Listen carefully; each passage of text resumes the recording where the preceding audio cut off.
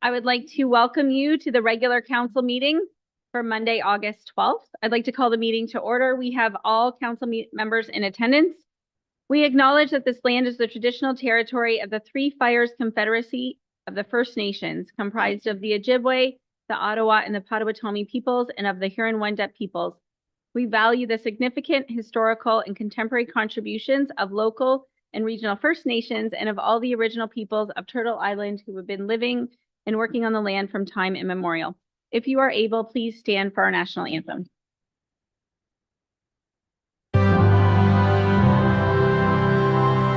Oh, Canada, our home and native land, true patriot love in all of us command. Car ton bras s'est porté l'épée, il s'est porté la croix. Ton histoire est une épopée des plus brillants exploits. God keep our land glorious and free. Oh, Canada, we stand on guard for thee. Oh, Canada, we stand on guard for thee.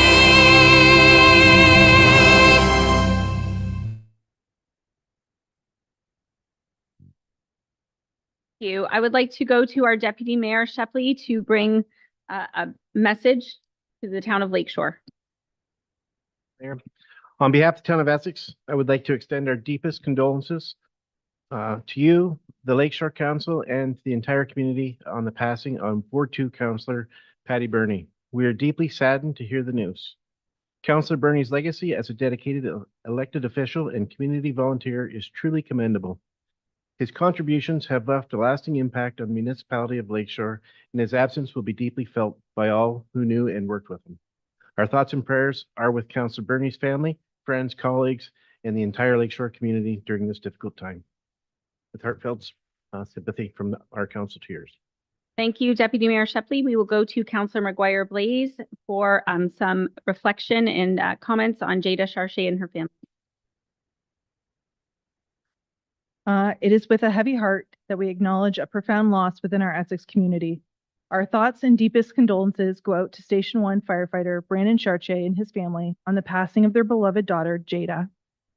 Jada's courageous battle with cancer was a true testament to her incredible strength and spirit. Her bravery has touched us all deeply, and her memory will forever be cherished in our hearts. Please keep the Charche family in your thoughts during this difficult time.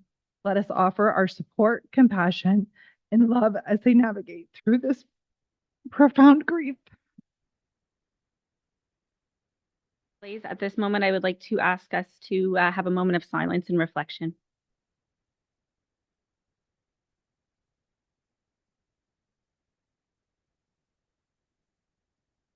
Thank you for those words, fellow councillors. At this time, there is no closed meeting report. Any declarations from conflicts of interest from members of council this evening? Seeing none, need a mover and a seconder for the adoption of the published agenda for the regular council meeting for August 12th. Moved by Councillor Guerin, supported by Councillor Mady. Any questions? Seeing none, all in favor?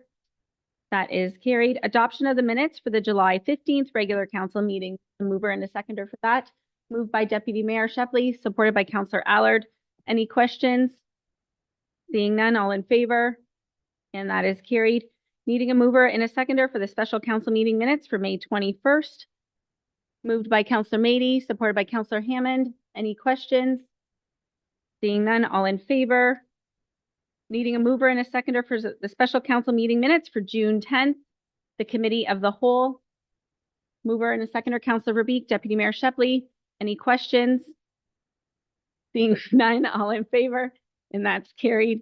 Needing a mover and a seconder for the special council meeting minutes for June 17th. Deputy Mayor Shepley, supported by Councillor Hammond. Any questions? Seeing none, all in favor. Okay, public presentations. We have Carmen White to approach council discussing domestic chickens. So Carmen, welcome.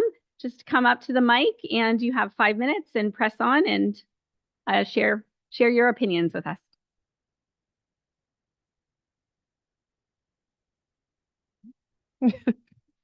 I'm a little nervous. It's been a long time since I stood in front of anyone. Good evening, council members. I stand before you with the possibility of a new program that could be implemented in our community. Not only will this program benefit the members of our residents of Essex, it can benefit our revenue for the town as well. I'm talking about a pilot program regarding the residents of Essex who live in town to have urban domestic chickens. As you may know, there currently is no bylaw regarding this issue, and we are aware there is a great interest in the community regarding the owning of urban chickens, as this has been brought up to council before. Many communities have already implemented this program in place and have found many benefits. Such benefits include the obvious, which is they create natural fertilizers for gardens. They are pest controllers, for example, the Japanese beetles. They're great for waste reduction as they are great at eating kitchen scraps. Great for building communities and social relationships as other members of the community find a common ground in the interests of urban chickens. Great for mental and emotional health as they give an individual something to care for and receive in return not only eggs, but companions as well, and has shown great improvement in my quality of life since owning them. Research has shown that chickens are highly intelligent animals who feel pain and empathy and can even remember and recognize people.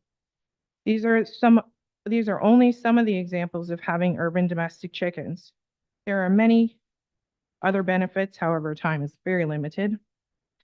As well as the residents of Essex enjoying the benefits of having their own flock, there can be a source of income for the town at the expense of the residents of Essex when registering. The program could include these examples of stipulations like having to register your flock, like many do their dogs, providing proof of adequate housing and runs for the number of hens, for example, a maximum of 15 hens per household, depending on the size of housing that is provided.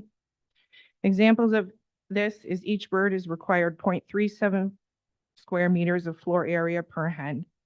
Yearly inspections to ensure not only resident safety, as well as animal safety and welfare. Current owners of chickens living in town will ensure they are allowed to be grandfathered in to the program, ensuring not to be penalized for having them prior to the program, as currently there is no bylaw regarding owning urban domestic chickens. Ensuring residents only having hens will minimize the likeliness of having noise complaints. The resident who wishes to have urban domestic chickens are to understand as well as acknowledge their understanding of the care and handling of chickens when registering their flock. Providing town with proof of purchase from hatchery to ensure chicks have been vaccinated to prevent possible disease. A yearly renewal for the flock to enforce public education and complacency of the program. All possible terms and conditions could be applied once an applicant has registered with the town. In closing, not only could this program give the residents of the town of Essex a new experience and enjoyment, it could also set a new precedence to surrounding towns as a positive impact it could create in a community to have such programs in place. It also could create a new source of revenue for the community. I want to thank you, council members, for taking the time to listen to the possibility of this program, and I hope that this will be an option moving forward for the town of Essex. I have only just begun with research, and today's suggestion of a program could be an introduction as such to the council. I will continue to go through studies and findings if necessary. Would like to ask permission to come back to council for a second meeting if more information is required by council.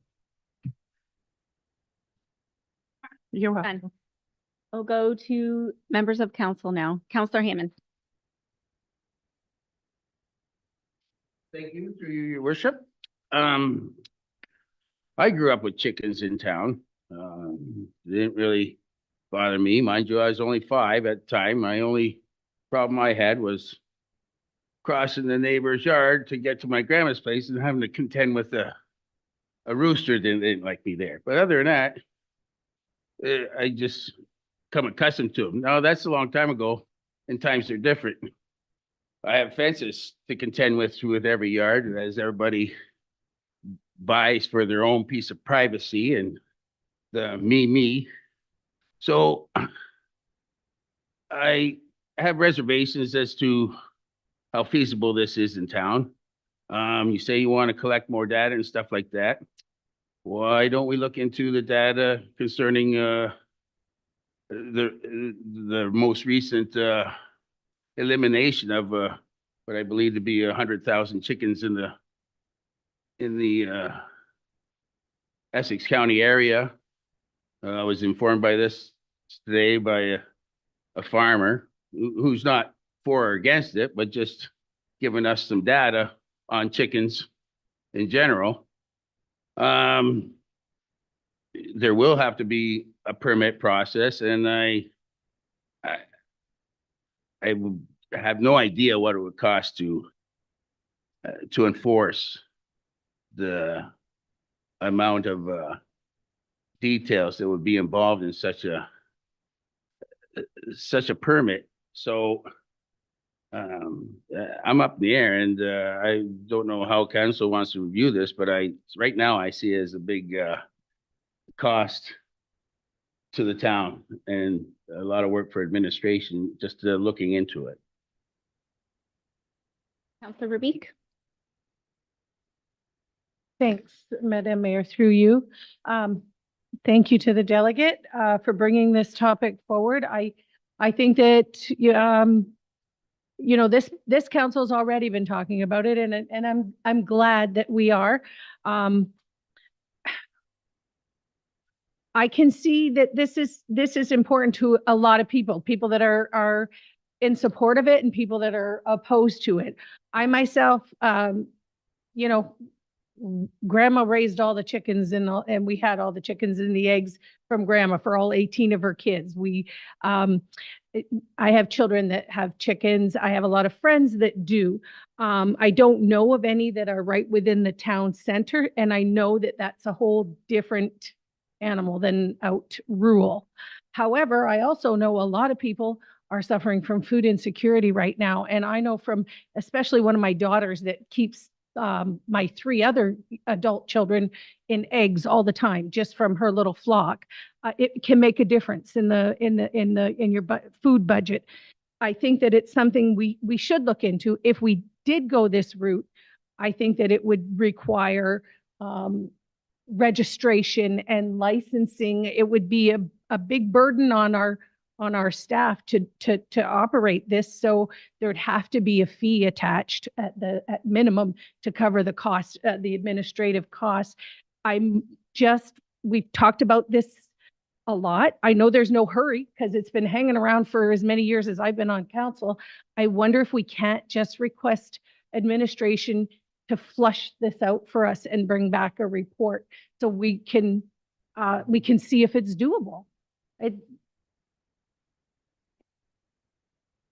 Headley? Point of clarification from bylaw.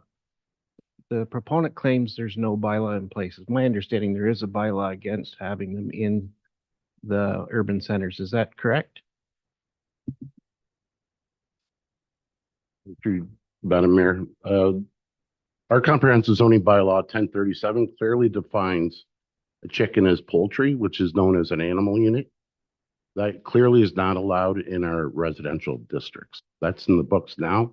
The town has prosecuted in the past livestock animals such as chickens, goats, and successfully have won those cases. So we do have history about livestock, and it's not permitted. To that. It's my understanding. That was my understanding prior to this meeting tonight, and has been my understanding going forward since I've been sitting here. Chickens create a lot of problems. I mean, there's some benefits for sure. I've got nothing against chickens. We serve them up and we eat their eggs, and I love chickens, but I don't think they belong in an urban center. That would always be my position. There's not enough positives for me to say that I would ever change my position on that at this point in time. I mean, just the health concerns, the noise, the neighbors, the odor, the pest problems. There's a litany of things that come with chickens. A responsible chicken owner, probably not an issue, but let's face it, we're not going to have all responsible chicken owners. Our bylaw is taxed as they are to do the job at hand that we give them every day.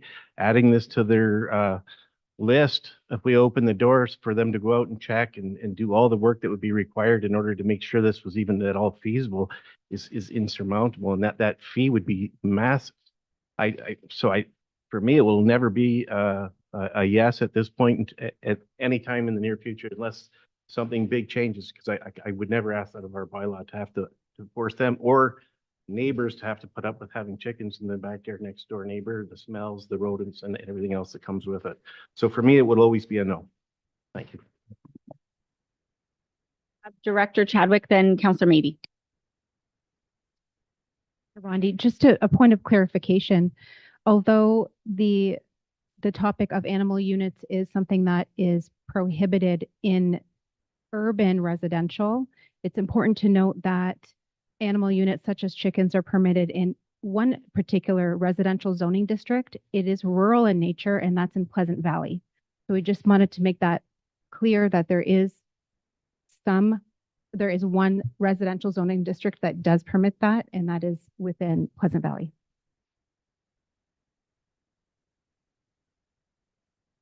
Through you, Madam Mayor. Yeah, I'm definitely out more in the rural area there, and I like chickens. I like seeing neighbors with chickens. I think they're useful. Also the bees. People keeping bees in their property now. I think that's something that's neat. But when you talk about in the urban setting, I don't know. And I do believe Windsor allows 4 chickens though, and they're a pretty big urban center. So if a municipality that size could allow it, I think Essex could probably allow it. And if we're already enforcing a bylaw, either yes or no, then for enforcing it the other way is the same cost, except for we'd be getting money back in form of a license or registration. So it might even be a cost positive at that point. But I would definitely like to hear more information and approve those out, because they're just kind of theories that we're having. Our staff could actually bring us back hard numbers on that and let us know for sure if it's feasible or not.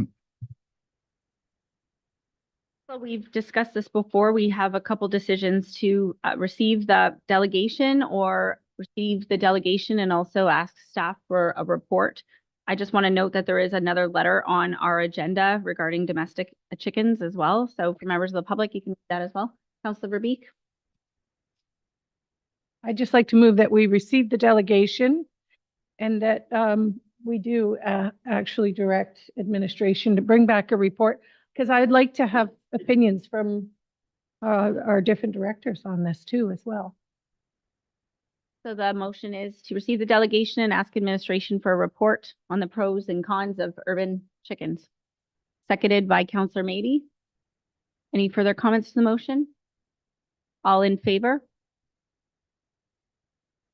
And that is a 4-4, so that is failed. I'm sorry. Deputy Mayor Shepley? Receive the report. Seconder, Councillor Guerin. Any questions on that? All in favor? And that is carried. Okay, moving on. Moving on to reports from administration, building and bylaw enforcement, our annual bylaw enforcement report. We have our bylaw experts here. I'll pass it over to Mr. Deemer and Mr. Carter. Thank you. Through you, Madam Mayor. The purpose of this report is to illustrate the enforcement conducted among various municipal bylaws between January to the end of June 2024. The bylaw team remains uniform in its enforcement process from the beginning stage of voluntary compliance to issuing notices of violation, and in cases of continued noncompliance, serving owners with municipal work orders and/or Provincial Offence Act charges. Bylaw enforcement has conducted investigations on residential, agricultural, and commercial properties throughout the municipality, as depicted in the chart below. A total of 316 potential violations were investigated during these 6 months. Of the 316 potential violations, 142 were based on complaints received from members of the public and/or council members. The additional 174 issues were investigated proactively. Of the 316 issues, 298 have been resolved and 18 remain actively investigated. For comparison purposes, the prior 6-month period has been included in the chart below as represented by the blue bars. The following chart shows a detailed breakdown of how the 316 complaints have been received. During the 6-month period, 41 complaints were received through the Report a Problem platform, 68 were received by phone, 28 were received by email, and 5 were submitted in person.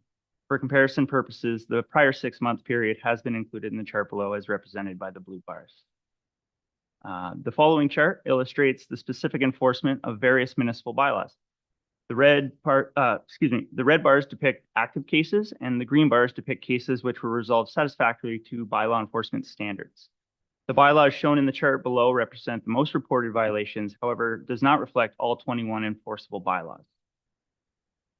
Of the 316 investigated cases, 185 fall under the Property Standards Bylaw 936.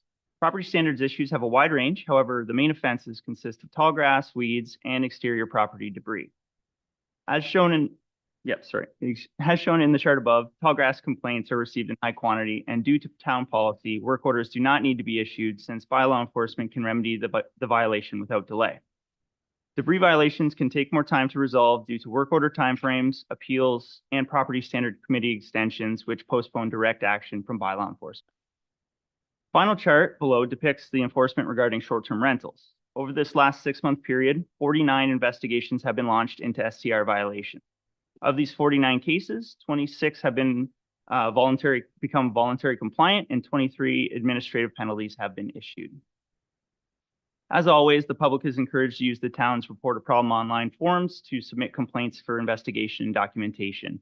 That link can be found below. I'm happy to answer any questions you may have. Thank you. From members of council. Councillor Hammond. Through you, Your Worship, was it 23 administrative penalties? Any of those repetitive? Like, would it be the same property that's being complained? Through you, Madam Mayor. Yeah, the majority of them were for operating or advertising without a license. Oh. Yeah. But were any of them like the same place more than once? Yes, majority, actually, I would say 3 or 4 off the top of my head. 3 admin penalties were issued against the same property. Good to know. Thank you. Further questions, comments from members of council? Councillor Garron. Through Mayor, I'll just make a comment. I'm just noticing the, whether we get it by phone or report a problem, it's all good, but I'm just noticing, I'm a little surprised that the report a problem is much lower than the phone. Is this a trend we've been noticing, or is there any particular reason why we think that the complaints are coming in more by phone than report a problem? I would think that, because we've really been pushing that report a problem out to the public via whatever tools we can. So I'm just a little curious as to why so much phone versus the online report a problem.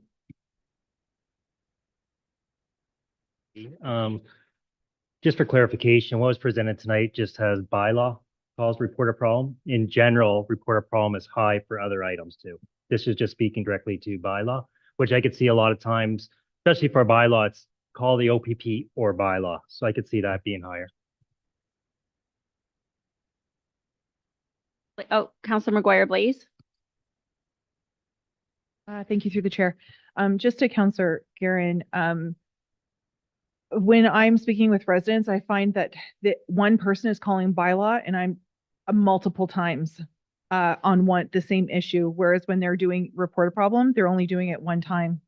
So I don't know if you feel the same way. Is when the phone calls are coming in, are they multiple phone calls for the same issue? Like I know for sure one particular instance, I had a resident call bylaw 3 to 4 times, she said. But then she only had to report it one time using the system. Excuse me, through you, Madam Mayor. I use our system of tracking is just how we begin the investigation. So if we receive a report of problem, that's how it's logged as received. If we receive 3 more phone calls, I don't log those as this stat. We received it through report of problem first, That's how we begun. But we may get multiple phone calls, multiple complaints for the same issue, but we have instigated that complaint, our investigation, due to that one concern. So that's the number that we're tracking. How did this complaint come to us first? Through the chair. So in this case, they did not report the problem first. They called first. The issue did not get cleared. They called a second time. The issue did not get cleared. They called a third time. And then they contacted me. And then I told them to use a report a problem. So that issue that didn't get addressed the first 3 times, is that 3 separate phone calls? Or are you recording it and not doing anything until the report? No, that came out wrong. The first 3 times, what happened with those phone calls? Were they recorded as 3 separate instances or 1 instance? I track every complaint that comes in the file. However, these stats are only how we received it the very first time. So, and to speak specifically, if we receive several phone calls, that it may be in the works to resolve that issue. But by the time we receive that report of problem later on, we're finally getting that voluntary compliance. Not everything is solved within a day or 2, and a lot of people expect that. So property standards, debris, that can take 2 weeks, 3 weeks. So if we're getting calls, which I find we'll get a call and then an hour later I'll get another call. Everyone seems to be really pushing the issue, I find these days, and I will get multiple calls from the same person in the same day. But that's not to say I won't receive from other complainants as well. But these stats, it's only how I receive and begin that complaint against that property for that issue. Deputy Mayor Shepley, then I'll come back to you, Councillor Guerin. Through you, Madam Mayor. I mean, first I want to say thank you for doing probably the hardest job in the in the municipality. I want that out there right away. Second, I like the fact that our short-term rental enforcement's been gearing up and that we're actually able to enforce these now and get the word out that we're serious about it. That's beautiful. I think that's going to go a long ways for being able to open up our bylaw again later. The proactive versus customer or resident complaint, I see those are getting closer and closer together. I think that's great. The only thing I might add to that is that like maybe we could add something where whoever calls you, they have to make sure that they're compliant too before, as that old those in glass houses shouldn't throw stones type adage. If we could get some wording in there for that, I'd be all for that. But I just want to say thank you. Just curious, of the 18 unresolved cases, if there's any commonality in them or any obstacles and stopping them from being done away with, or? This could be a multiple reasons. We receive complaints every single day. I may have received 4 of those the day before I created this report. I could have received 10. I could have cleared 6 the day before. They're constantly coming in and out on a daily basis. So that would be why. Guerin? Thank you, Mayor. Okay, so yeah, so just so I've got it right then. So 5 calls come in one day, 2 reported problems come in one day. It's all for one particular property. We're treating that as one complaint, and whichever media came in first is how we're identifying it. That's how we're reading this. Mayor, yes, that's correct. I record every complaint that I've received with every complaint information. However, for the purpose of these statistics, it's how I received it first and began the investigation into the property. I do have 1 question, 2 questions myself. So the bylaw team remains uniform in its enforcement process from the beginning stage of voluntary compliance. So is our first point of contact with the resident always written? Or is it just, hey, Bob, you gotta cut that tree?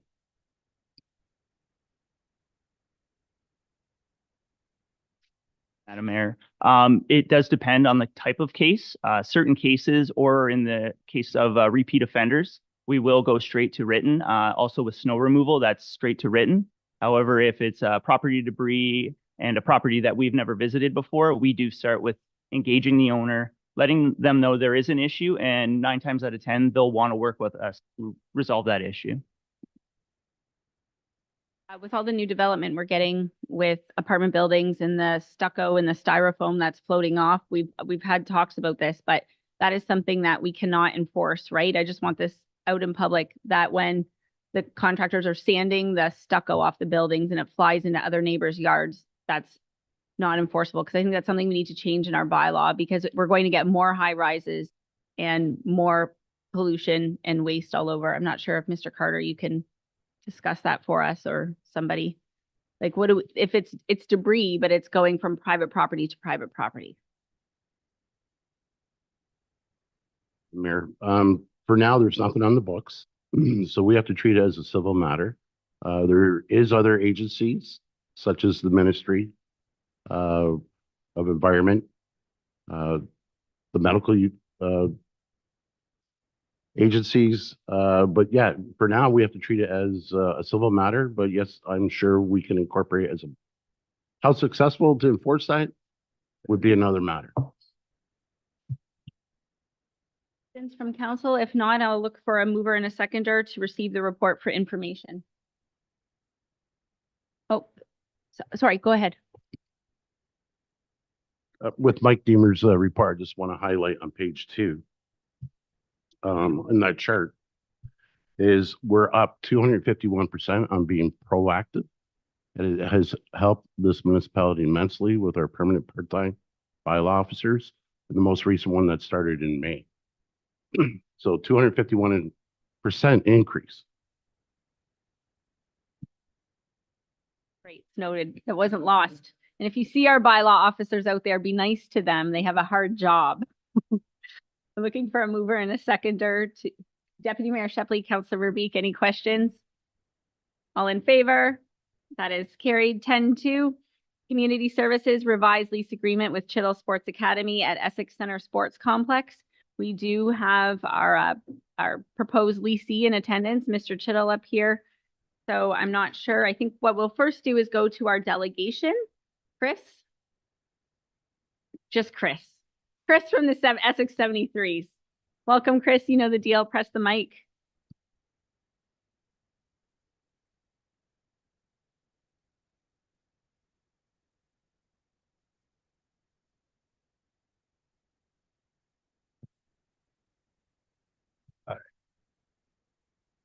Through you, Madam Mayor.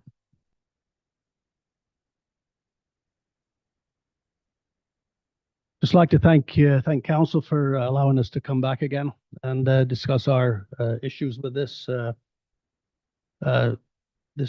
project by CSA. First off, I might as well be blunt about it. We're not in favor of a full-time business being in that hallway. We have met with the town of Essex and the Chittell Sports Academy and about our needs, and looking at the bylaw, or the agreement, and none of our concerns have been addressed in that agreement. We do not want them to be responsible for any construction or payment of a wall. CSA will not be permitted to access our area. We would have to have a key for the hallway for all our practices and games. We will provide a key to the area that we would like to maintain, and we will provide a key to the town of Essex, of course. We would need a space of 5 feet through that hallway for our game nights. We also, during the times that we have our games and practices, we don't want CSA doing business 2 hours prior to a threes game, 1 hour after conclusion of a game, 1.5 hours prior to a 73's practice time, and 30 minutes after conclusion of a practice.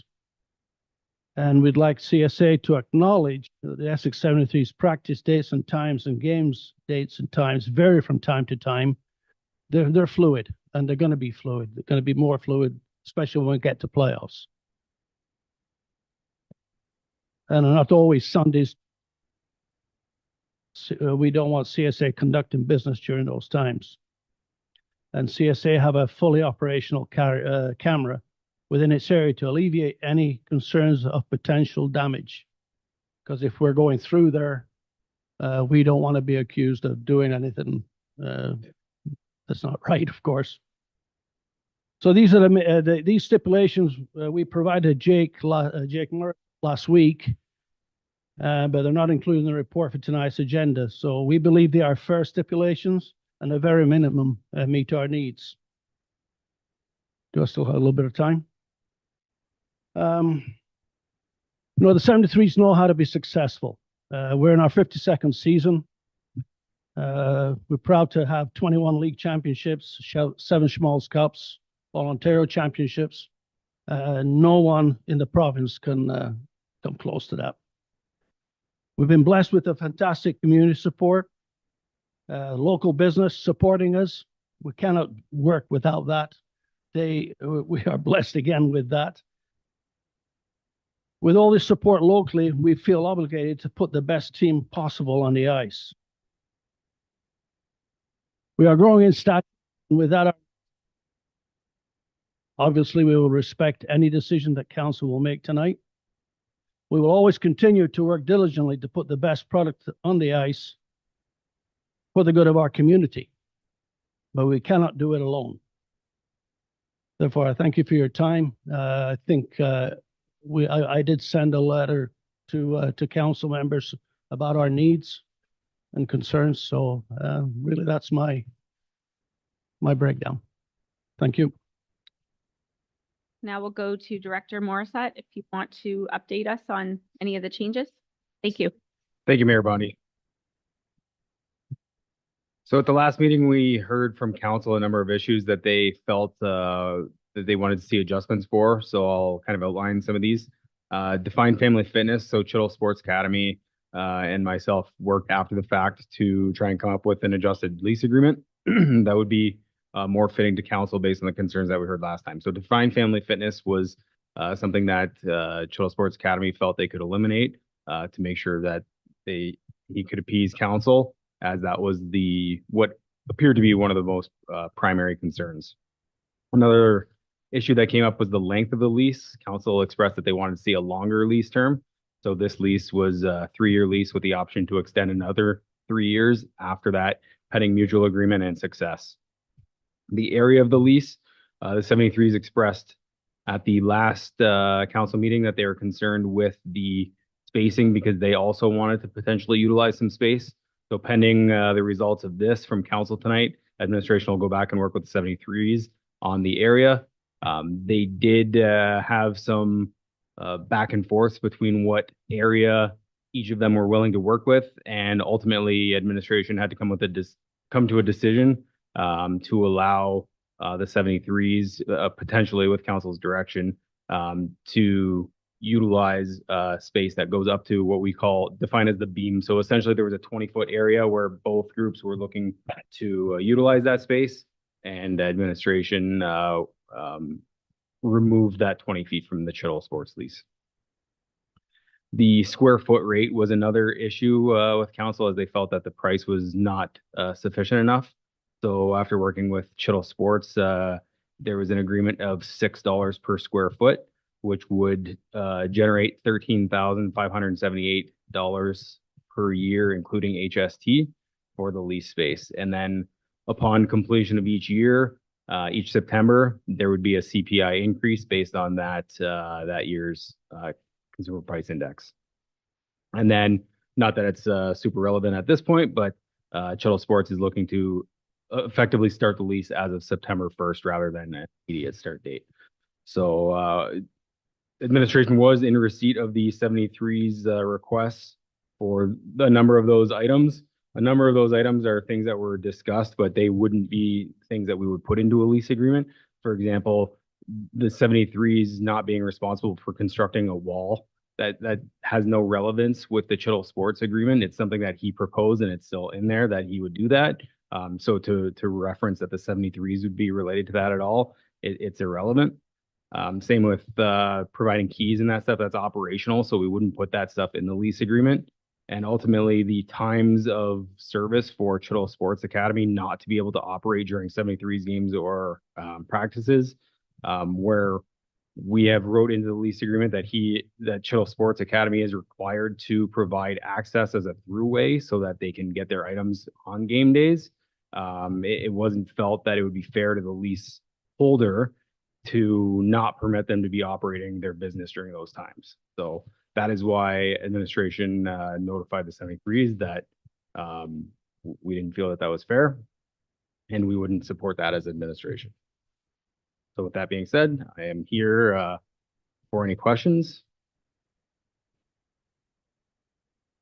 Verbeek?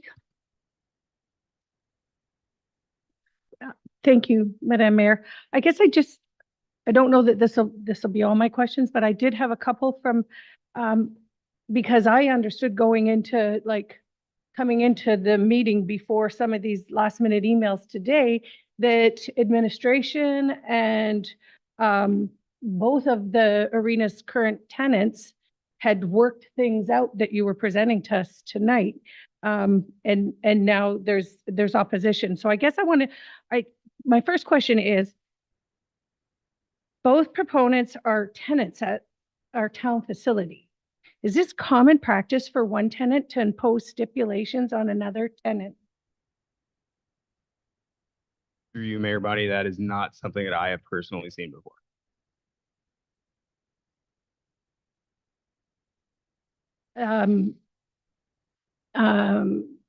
Maybe Chris can answer.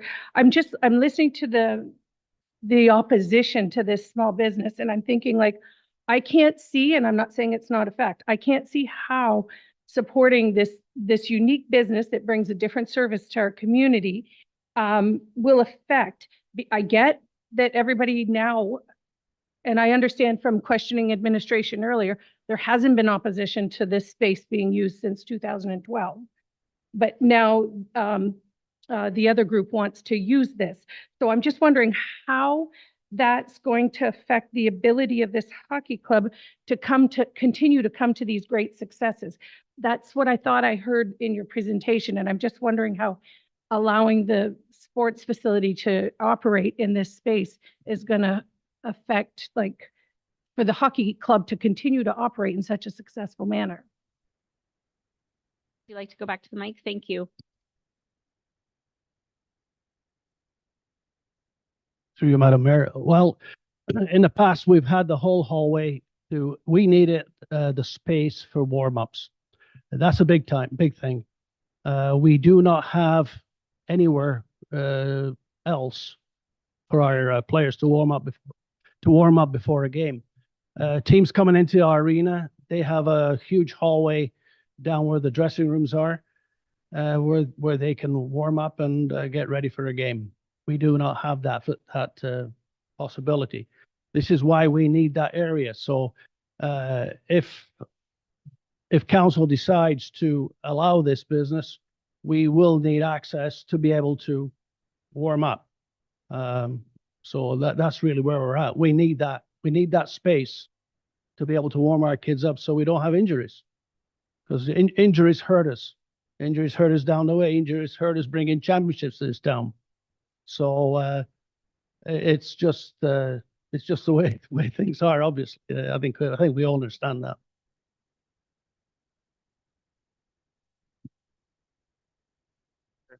Through you, your worship. So this warming up, is it a new thing? Is it something that we weren't doing 12 years ago? No, it isn't, but we always had access to it. We always had access to that hallway, and so we were always able to warm up there. So that access is being denied to you now? We're not through the chair. We're not sure. We're not sure with the way the agreement is written. We want to make sure that we do have access and we do have that space. Thank you, Councillor Hammond. We do have Mr. Chittle here. If council wants to hear him speak, we could have a motion from the floor so he can, moved by Deputy Mayor Shepley, supported by Councillor Mady, that Mr. Chittle be permitted to address council. All in favor? And that's carried. You know the drill.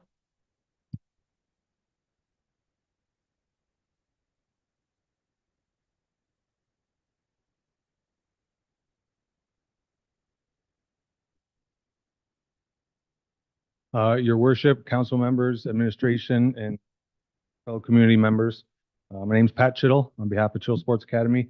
I appreciate your time and revisiting this matter. My request is to consider expansion of the current lease. After our previous meeting, Jake, thank you for bringing up some of those points, which I think I have covered here, so pardon my repeating, but extending of the lease term, happy to show the commitment and continue that removal of the partnership, increasing of the lease rate, ensuring the town's protected from subleasing. In regards to the shared access, fully supporting the 73s, no denial of access. Mentioned that in the previous meeting that 100% use it for your game days, warm up, all those kind of things. Unfortunately, I was kind of off grid 2 weeks and I didn't get to respond to the messages, but I feel that the requested blackout times is not realistic. I'm not sure why there would be such a great need for a practice night on a Thursday at 9 o'clock at night for an hour and a half before the whole practice time and then half an hour afterwards. I'm happy to work with reasonable times to help support the success of both businesses or both organizations. I am happy to and did communicate with the 73s to support their request of their space. As Jake mentioned, there was 20 feet of requested space from the 73s. My initial negotiated response was to meet in the middle, or actually was 8 feet, then negotiated 50%, and then offered 100% of their requested space with consideration that they share a portion of the wall, which is approximately $3,000. After further discussions, they declined all of those options.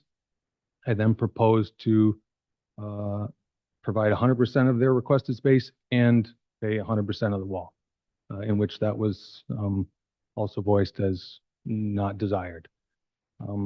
Regardless, I played as a 73 for 4 years. I have a long history. I coached 2 All-Ontario championships. They're a big part of me and my family's blood, so I'm happy to support the 73s. Regarding a full-time operation, I would argue that it's more of a part-time operation. Our primary focus is youth sports. It's the kids, it's the youth. So that's our target. It's not running full-time operations. Regarding access to the 73s areas, there's five ways to get to the 73s area. They have 2 doors on the side.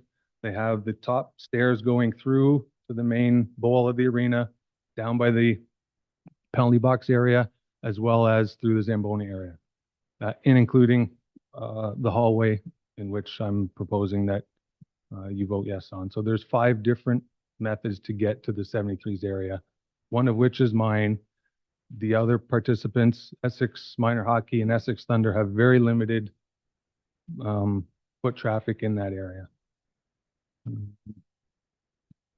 think that covers all of my points. And in doing so, I hope that you see the benefits, the added revenue that it brings, and the programs and the hours to the community members. Thank you, Your Honor. Councillor McGuire Blaze. Chair. Go ahead. Yeah. I did remember one thing, actually, Councillor Blaze, McGuire Blaze. Last meeting, you inquired about the discounted rate and if that was passed through or offered to our clients. And I misspoke last time, and I just wanted to set the correction that absolutely yes. The discounted rate is passed down to our clients so they can help afford things at a different rate. Thank you. Through Chair. I do have a couple questions about the lease, and I'm not sure if they're questions that I can ask or not. So if I'm misstepping, please correct me. In the lease, it says they'll supply cleaning supplies. Do we clean it? Like, do we clean it, or do they clean it, or do they just give us the supplies and we provide a janitor? But I don't understand that point in the lease. Through your Mayor Rodney, no, they're fully responsible for their area, so they have to provide their own supplies, their own deal, everything that's within that area, including the proposed washroom conversion. They would be responsible in maintaining all of that. So further, and then it mentions security cameras. So they're allowed to put security cameras in the hallway. Do we allow other public places to put private security cameras in our spaces? Through you, Mayor Bondi. So there would be situations where they would have that. I'm thinking, I can't say for sure, but I would think that potentially the daycare would have security cameras, the Harrow daycare, the gym in Harrow definitely has some. So in their own private lease spaces, they would have security systems in place to protect themselves. And then we're still offering the 50% discount for ice time. Does that, because I know we have to offer it a fair market value, does offering the discount of 50% off, I can't remember the wording, but I know that it's not ideal ice time. Does that still make it a fair market value at $6 a square foot? Through you, Mayor Bondi, it's in our opinion as administration, yes, it would be fair market value for the area that they would be getting. Again, it's the hallway area where we had spoke. We know that there's two groups right now, so it's becoming more desirable, but it was always considered an undesirable area to be utilized. So raising it to $6, administration feels that that would be fair market. With the 50% discount for ice time and rental of the Sheen room. Yeah, so again, the business is not operating as a full-time business, it's a part-time business that's operating. So we would feel that way. I had one more question. I can't remember what it is. And I forgot to write it down. But for the 50% off, would we offer that? I know we offer it to the high school, or we offer a discounted rate to the high school. Would we offer that 50% off for non-valued time, ice time? Do we offer it to any other market? The 50% off is what I have a difficult time with. I also want to say that I don't think that the hallway is undesirable. I've had two other businesses reach out and want to, oh, that reminded me of my question, but I'll have you answer this one first. Because I have had two other businesses reach out and inquire about this space. So can you answer, do we allow 50% off ice time to any other group other than the high school? Through you, Mayor Bonnie, yes, any group is able to get a 50% discount. So the way our fee structure works is during daytime between 7 a.m. and 4:30 p.m., there is a 50% reduction on the ice time rates from the non-prime rate. So anybody can qualify for that. The agreement that has been in the Chittle Sports Academy leases is 50% off of all of those rates. I know that this has been sent in an email, but I'd like it to be public for everyone to hear. Why wasn't this put out for other people to bid on this space? So for other businesses to have an opportunity to bid on this space? Through your Mayor Bondi. So the initial request was because he was a leaseholder that was he already ran this as a business. So he was coming back, adjusting what he was doing. He's already leasing some areas in the hallway, and it fell below our $10,000 threshold of what we would consider that it wouldn't have to be RFP'd. So now with the adjustment in the rate, it would be council's decision if they want to go through with Chittle Sports, because council has that authority to make that decision. There's other user groups who are in the hallway. Will they have access to their rooms? I'm going to say closets, if you will. Will they have access to those areas, or will they need to get permission? I know there was specific writing that administration does. I want to make sure that any user group, like the girls hockey team has one there, Fun Fest, I don't know what else is in the hallway. Those are the two that I know of. They'll have access to the space. Through Mayor Body. So there's two existing user groups aside from town events. So we would have Essex Thunder girls hockey and Essex Minor hockey. Essex Minor hockey, we actually reached out to them and they were willing to adjust to actually get out of that hallway entirely. So once we figure out those plans and if that's going to work, we were going to reach out to Essex Thunder hockey to see if they would be willing to relocate to the main hallway as well. So ideally, we can rearrange some of our internal storage to those areas and just kind of flip flop so that nobody would end up being in those areas except for town storage areas. I promise. So the issue of the wall, I don't really like the idea of building a cinder block wall in the middle of the hallway. I also, in the lease, it says something about we would be responsible for insufficient plumbing. So if they were to, and I know you do have the plumber is listed, but if they were to go ahead with the bathroom, put that in, and the plumbing was insufficient, would that be our responsibility to bring it up to code to provide a bathroom, or would they be responsible for everything? And then in the future, if something happens with plumbing, then it's on us. Through you, Mayor Bonnie. So the plumbing would have to be done by a certified plumber, which also has to go inspection by the building department. So we would have town representatives that would also be looking after that in our best interest. So the plumbing should not at any point be a concern, but if it did happen to become a concern while he was the leaseholder, it would be his washroom. So unless there was some indication or reason that the town's plumbing interfered with theirs or we caused some sort of issue, then it would be an issue that he would have to address. Last time this is for sure the last one. That cinder block wall with the door, is that going to be locked or will it be open? So in the event of a fire, because there is an exit there from the arena, in the event of a fire, people who are exiting can get out of that cinder block wall and door and it won't be locked. That is my concern, that there's a fire and everyone has to get out and then they get in that hallway and they are locked in. Yeah, so the reason for the cinder block wall was to prevent because they could potentially be using equipment such as hockey pucks. So if they're shooting hockey pucks, we don't want some sort of hockey puck to go over a half wall and potentially hit somebody on the other side, like if the 73s were in that area.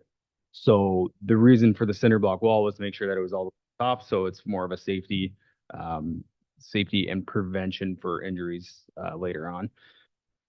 However, we would want to have some sort of emergency access. So we wouldn't want people going into the area because it would be potentially, again, if it works out this way, the 73s might have a lease on the opposite side of that wall. We don't want people going into there just on a regular basis.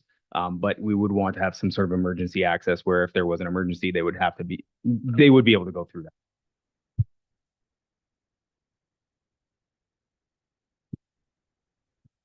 Mayor, thanks. Yeah, so I think all the parties, town, 73s and Pat Schittle have tried to work something out. And I really think that all parties have kind of given a lot back and forth. I'm still opposed to a full-time business as it was first presented being in the hall. I just don't think that that's a space for a business. That being said, Pat has clarified that it would be more of a part-time business, and I would believe that in the summer months, probably even less likely to have much going on at all. I think where the frustration might be coming from the 73s and the delegate is the fact that Pat's asking for one thing. They've had space they've been utilizing for years without any problems. And now there's the fear that they're going to lose space. So now they're like, well, what can we do about ours? And it looks to me like administration is trying to put together an agreement for Pat because he's under a deadline. His lease is coming to an end on what he already has, but the 73s aren't seeing anything on their end. How much are they going to have to pay for their space that they're working out of the town? Why weren't some of the stipulations that they're asking for, which a lot of them were in agreement with Pat and with the town, but they're not being spelled out. There's no hard language in the contract. So the 73s, I can see looking at this going, well, what about us? I mean, we're not getting any assurances that if we say, yeah, we're okay with council's decision, move forward, what assurances do we have? Because there's nothing really here in writing for us. So sounds to me like, listen to Jake, administration is going to work on the 73s stipulations and part of their lease after the fact. So I think we're really close. I think I'm kind of second guessing my opinion now that I'm getting a little more information. And I really think that the 73s are close as well. It's just a matter now, I think, of town, Pat, and 73s agreeing on some of those stipulations the 73s want, and where's it going to be the give and take? If it's not 2 hours before game time, what is it then? You know, So I think 73s, myself, council, we'd be a lot easier to make a decision and go ahead and say, let's move forward with it if we kind of knew those answers. I wanted to address a couple things, with respect to lease term last meeting. I remember it being brought up, but I don't remember council asking for a longer lease. They were questioning why there was only a 1-year lease. There was a question about, do we have other groups or give stipulations on their user space or space that maybe they need, like Harrow Fair has stipulations with the plow part of their, they need to use the ball diamond. If you want to rent the Essex High School, the high school gets preference. So there are stipulations that are usually put in for different things.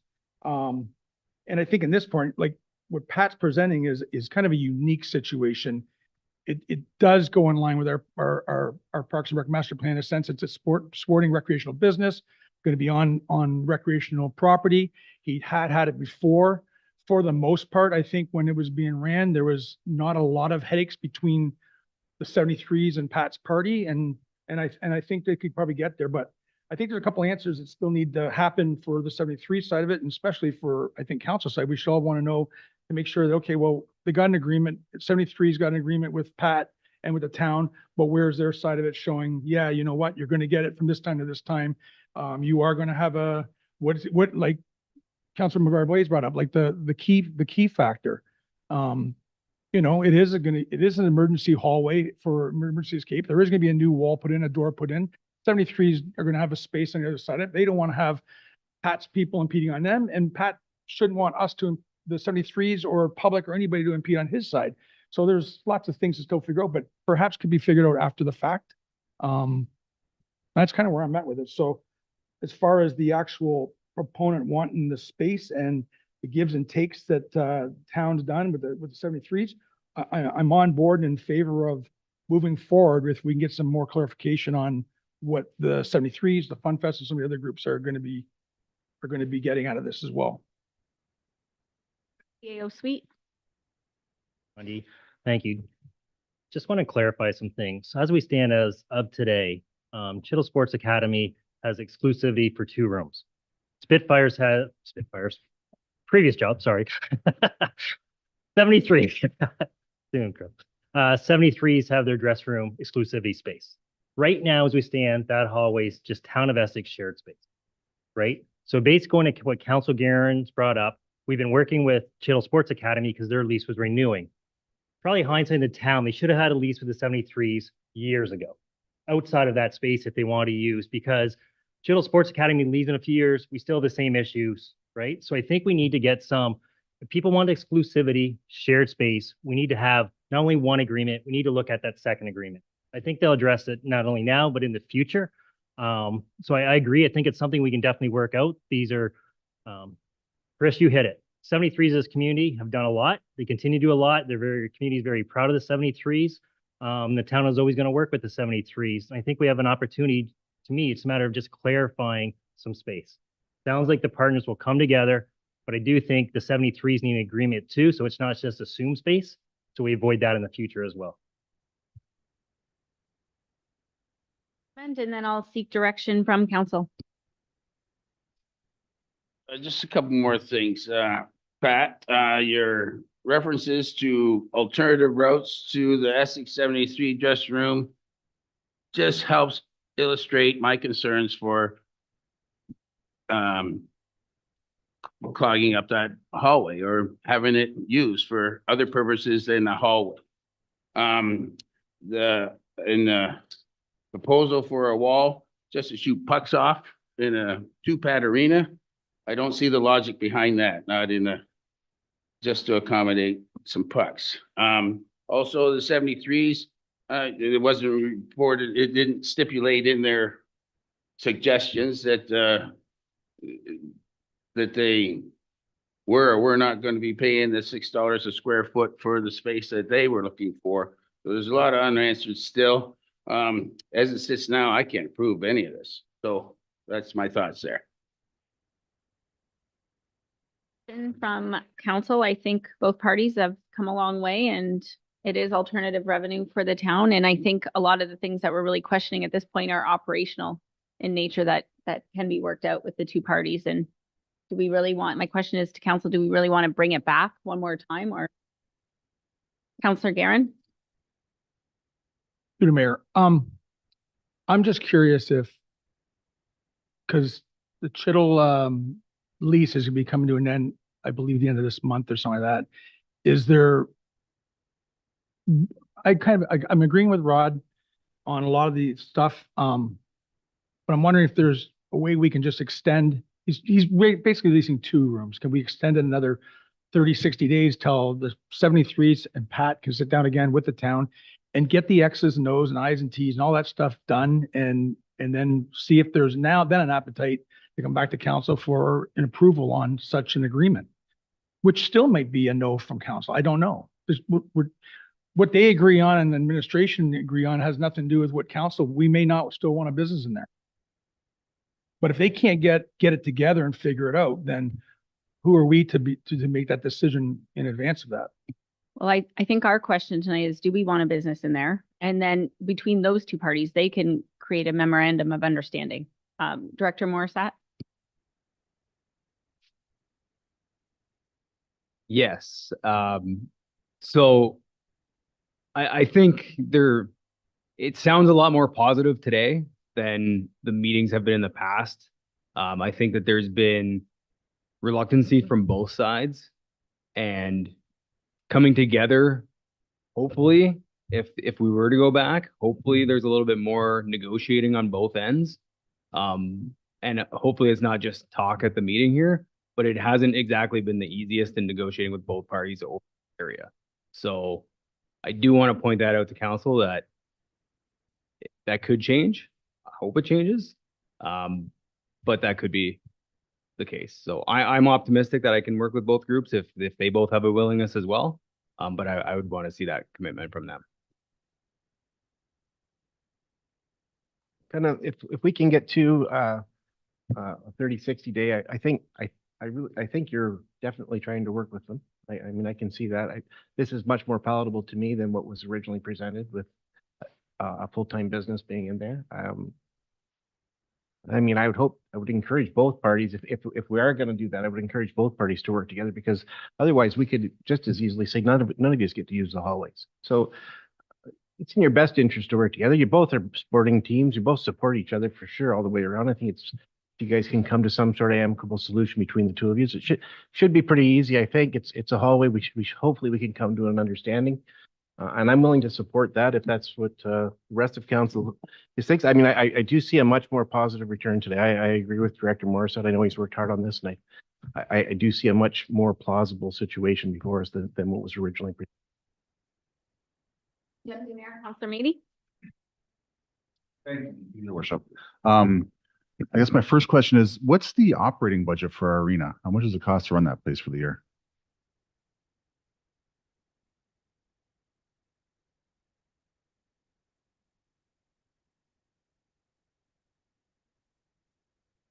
Chair, I'm wondering if we've looked at, this is not unique. There are other businesses who run out of hallways in arenas. This is not the first.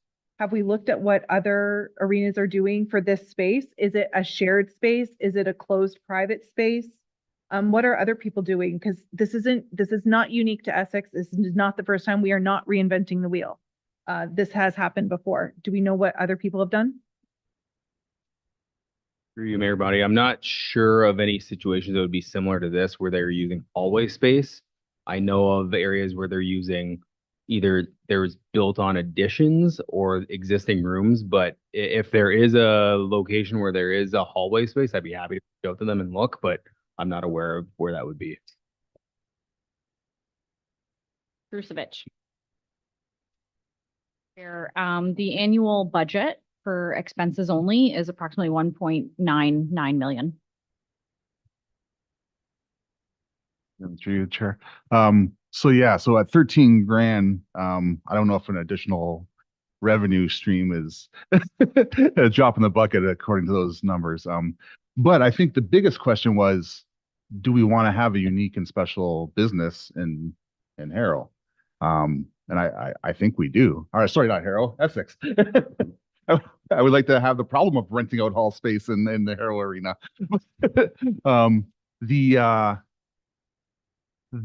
The idea of the two sides not quite being there yet, and our CAO's point of the fact that we should probably get something down on this usage on areas that we deem as common use, shared use.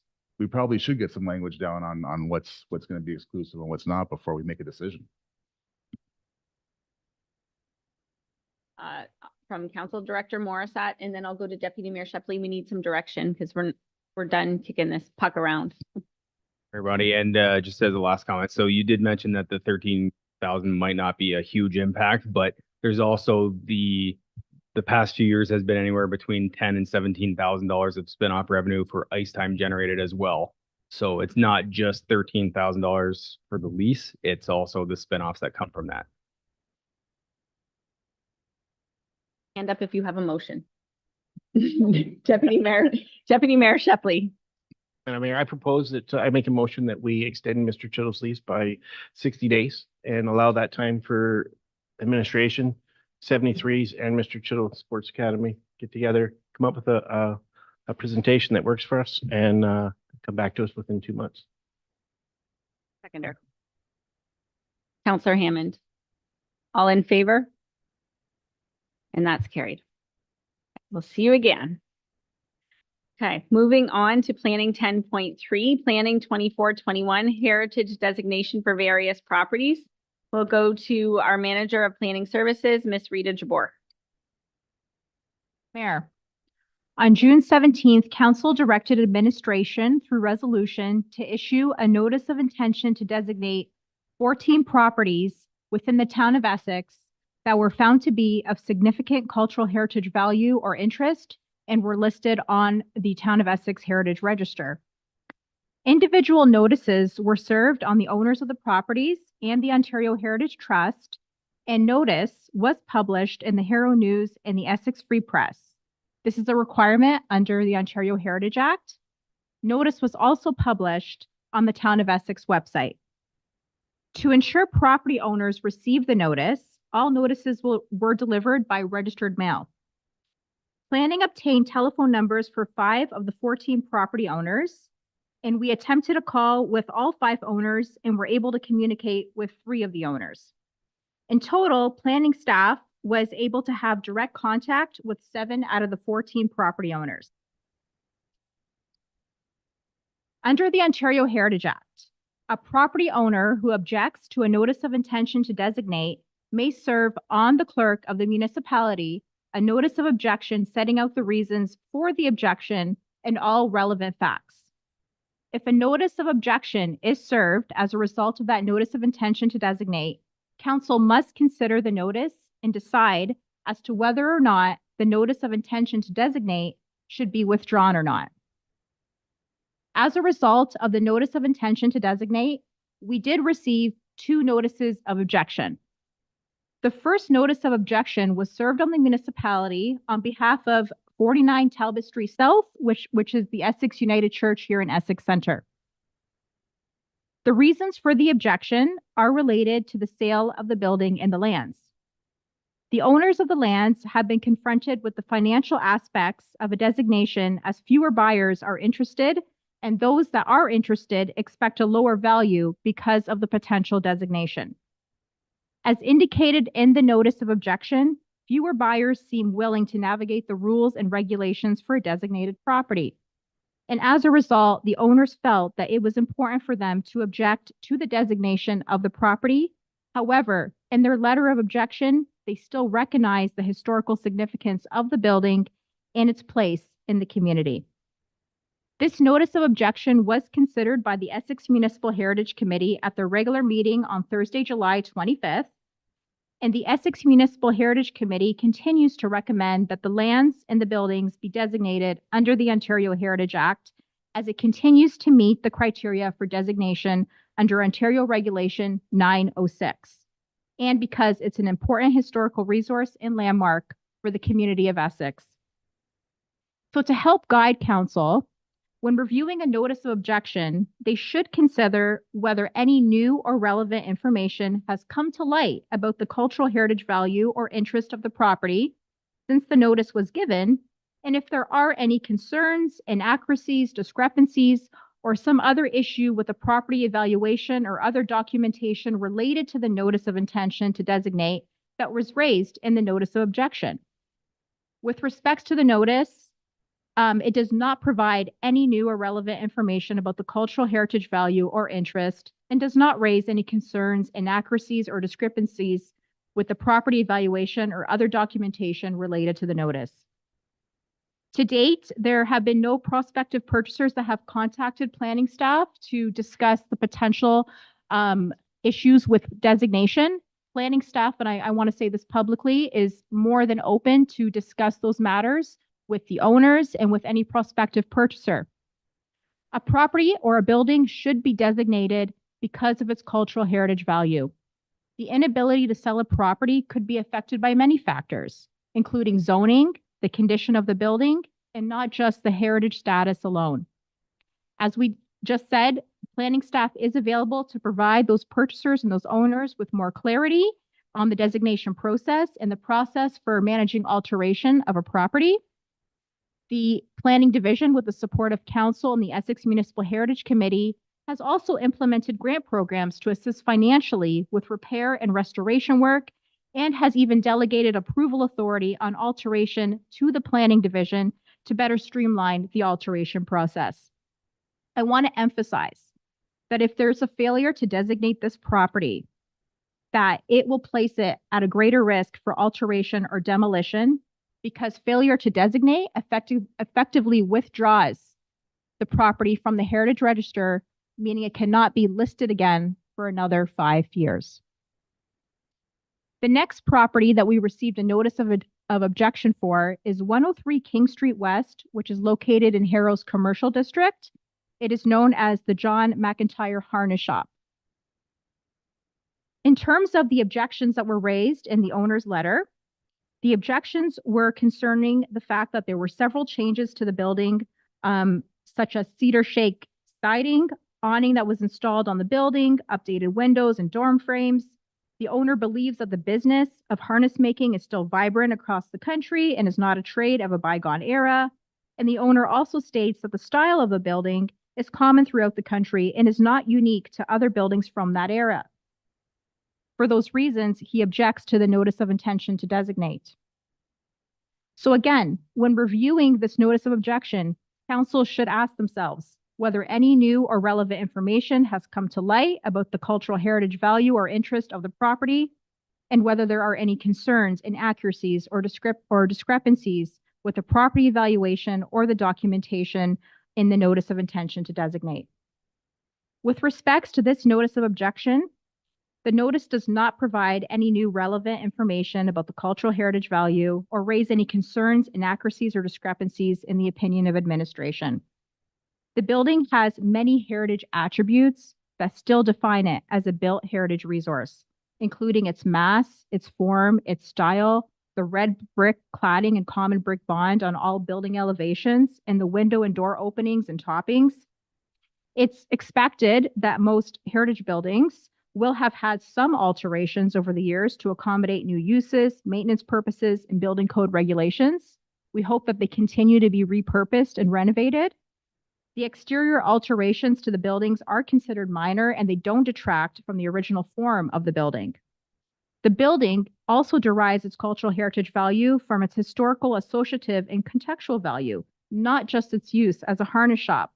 John McIntyre was a very important individual in the development of Harrow's Commercial District in the late 19th century, alongside being a renowned harness maker.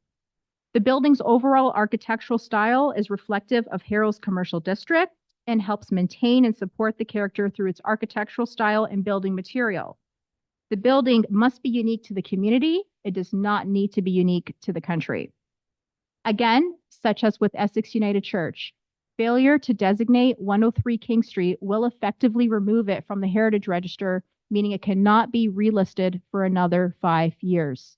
So without the designation, this building will be at greater risk of loss and alteration. we've also received a request from 9567 County Road 11, which is the St. Clement's Church in McGregor.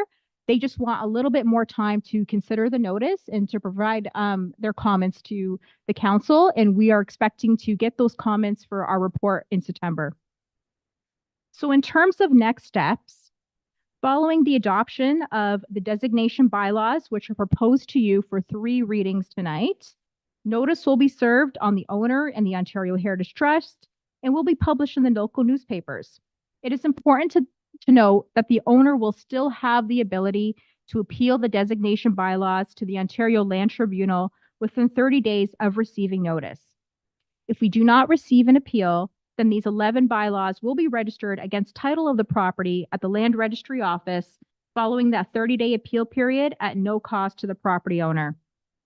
In terms of bylaw number 2354 and bylaw number 2358, the designation bylaws for the Essex United Church and 103 King Street, we have proposed them for provisional adoption tonight for 2 readings so that you can further consider the request for designation and that administration can continue to work with the property owners on mitigating any objections, any concerns they may have with the designation process.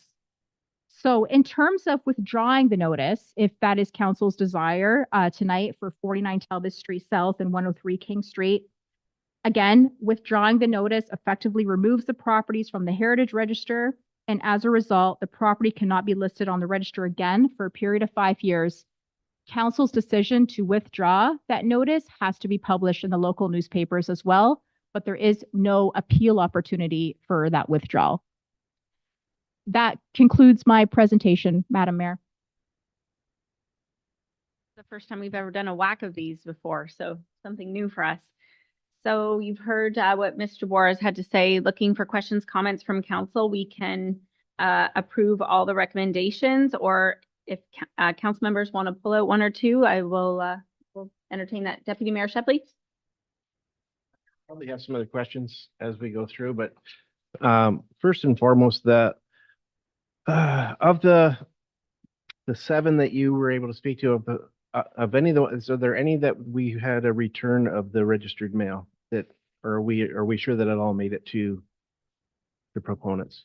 Through the mayor to Deputy Mayor Shepley, they have all received copies of the letter. We received confirmation that they've been received. Okay, perfect. So then my next question, so 2 of them are churches. So for me, and they're both old churches, they're both part of our community. I think the Essex Church, the United Church, when they do any surveys in town, it's all benchmarked from that building. The building's got historical value. The church, in order to sell it, I mean, let's be fair, they've been tax-free for years and years and years. They've enjoyed the benefit of that. All religious groups do when they have it, but they've enjoyed that property tax-free for all these years. For us to be concerned with their value of sale, that I really have a hard time with that one on this particular building. Either one of them. The value of that building, if we're looking at it, their sale value, if we don't designate it, that building's gone, guaranteed. There's no question in my mind that a developer will remove those buildings and we'll have an apartment building there very shortly, the minute we don't protect these 2 buildings. It's prime land. This is better land than the high school that we went after. We can't not protect these 2 buildings. The other one in Harrow, that's a private business owner, property owner. I would lead to the guys in those areas to argue on that one. I'm a little more sympathetic to their plight, but these 2 buildings, no, I don't. I think they should be protected. There's no question in my mind. Oops, I had my mic on. Councillor Hammond? Bishop, and thank you, Deputy Mayor. Yes, and I concur with you. As far as designating these buildings, sometimes there is a greater means. As far as 103 King Street, I've been witness to some of the alterations in there. For me, I think without the designation, for me, I find that some of those alterations have jeopardized the integrity of that building. And I think it would only be fair to designate it so that we can make sure that that building's there for a much longer time. I would like to make a motion at this time that we keep all these things on this list for the first and second reading, and then I implore council to delve more into these buildings in your wards and come back with an opinion on each one of them, because it is important. And I don't think we should pass it all tonight. We've been extended there's been extension to the deadline for another 2 years, so we're not in a rush like we were last time we brought this up. Give yourself another meeting to go over these and make a well-educated decision. That's all I'm asking you to do. The motion reads to be read a first, second time and provisionally adopted on August 12th. So it will be coming back. Just the top two, Is that your recommendation to do it for all of them? On this list. Yes. Okay. Mr. Bohr. I want to make a point of clarification. From the moment you issue your notice of intention to designate, you only have 120 days to designate the property. So I think that brings you up to October. So that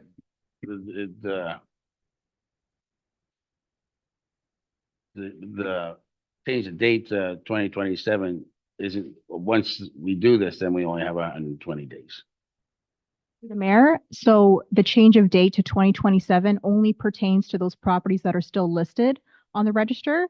These properties that you see in this report, there was a notice of intention to designate. So it's another timeline, and that's only 120 days. Okay. Please, and Councilor Verbeek, we can come back to you. Thank you through the chair. So I am going to be on the other side of this because I don't think that we should force a homeowner into a heritage building if they don't want it. 103 King Street, I would like to pull that from this list. I think that if it is so historical to our community, let's purchase the property and put it on Arner Town Line with all the other historical buildings. If it's not that important, then why are we going to pigeonhole the owner of the building into something that they don't want? That's my personal opinion. I also see at this time, Essex United Church, I see their point in saying, if we call this a municipal or a heritage building, I agree that it is a heritage building. But again, to say they're looking to sell it, and then for them to make the decision in the middle of selling their building, I mean, 6 months from now could be a completely different owner who might want to do something else and won't have the opportunity because, again, we're going to pigeonhole it into something. I think that building, the United Church, I don't think whoever buys it is going to tear it down. I think that they're going to see the value in it. I know personally a couple of people who are interested in that building. They're not looking to tear it down. They're looking to incorporate the heritage of it because that is what is trending right now. That's my opinion. I would 100% vote to pull 103 King Street. That owner has asked us, it is their home. It is not a business. They are not getting a tax break. They are getting nothing. And if we think that it's that historically important, let's get an organization and stick it on Arner Town Line and move it out of there. So I'm for letting these two who have asked to be removed from the list to be removed from the list, and the rest to go ahead with.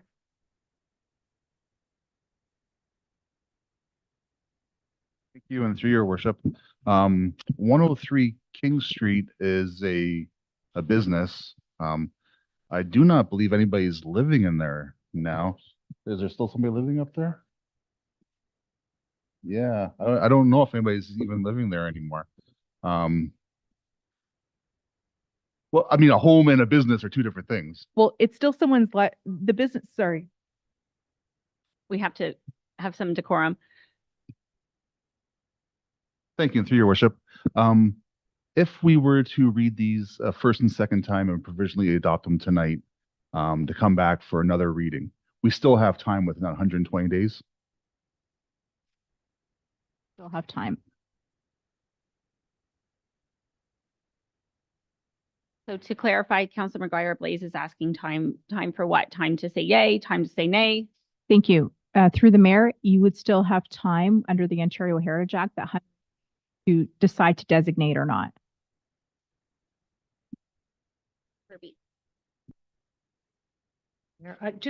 I guess I just wanted, my question is about St. Clements. I didn't hear clearly, but my understanding when the letters first went out and I talked to the current pastor was that it's not that they're necessarily opposed to the designation, but because we were changing pastors and we were going from Father Dave to Father Danny like 2 weeks ago, they needed time for Father Danny to be able to also get up to speed on it. Is that still the case, or are you saying that they're opposed to the designation now? The letter I received with respects to St. Clements Church came from their legal counsel and the diocese, and they wanted time to consider the notice of intention to designate. They wanted time to prepare a notice of objection if necessary. Councilor Guerin, have you spoke yet? No, okay, Councilor Guerin. Thanks, through the mayor. To Rita, is this, to our knowledge, all of them now, or could some more creep up? Is this all the properties that are left to have to be potentially designated, or is there more to come? Through the mayor, there are more that we need to consider that are currently listed on the Heritage Register, and you'll see that actually in the next report. And of course, throughout the course of planning, there might be a property that is known to us that might have cultural heritage value that is brought up to our attention, that we research, and that will, bring up to council if we feel has cultural heritage value. Allard, and then I will be posing a question to council. I'm okay with the way this stands. If they don't want to be on the registry, kind of don't let them have to make them. I want to ask about the zeros for the cemeteries. When you Google the cemetery, like 0 King Street or 0, what was one? Let me see it now. Number 7, yes. 0 County Road 12, you just get County Road 12. There's no 0. So when somebody's trying to Google that, why is it 0?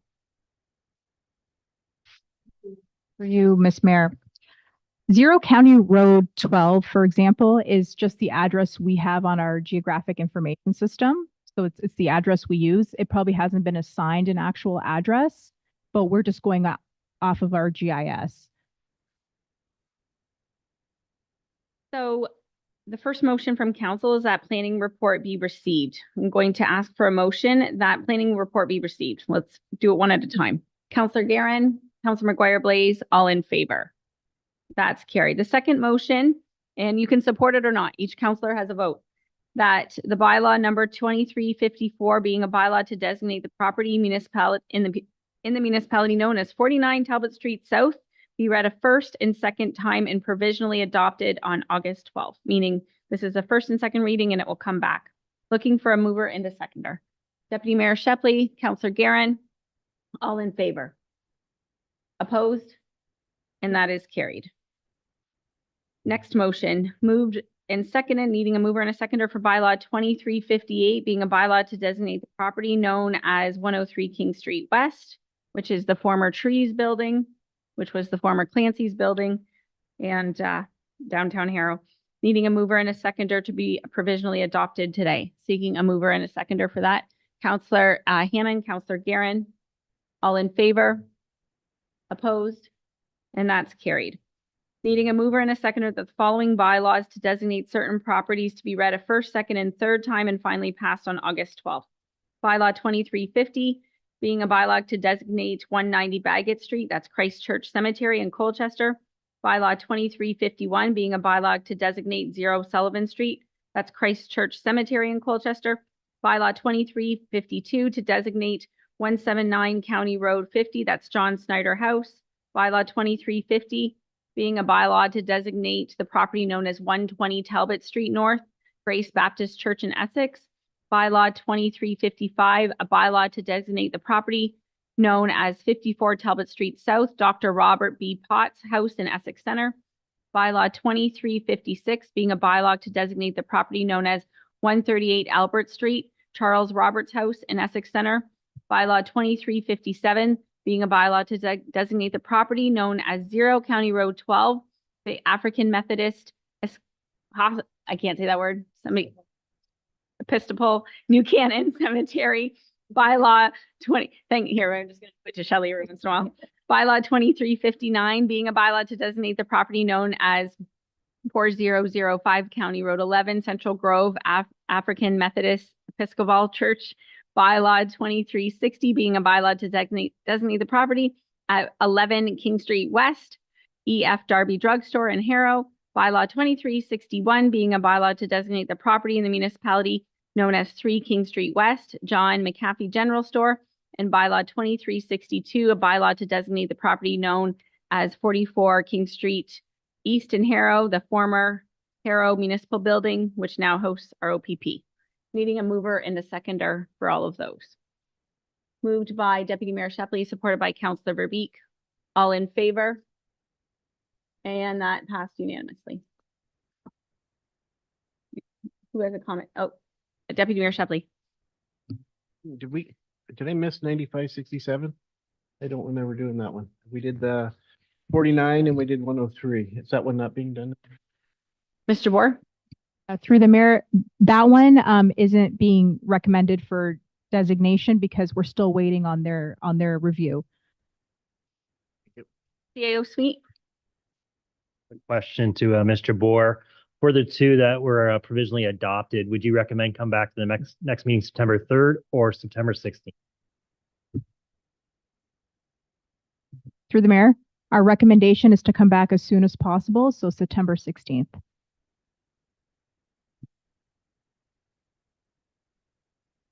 Want to come back as soon as possible, that would be September 3rd. Like we have 2 council meetings in September. Okay, just.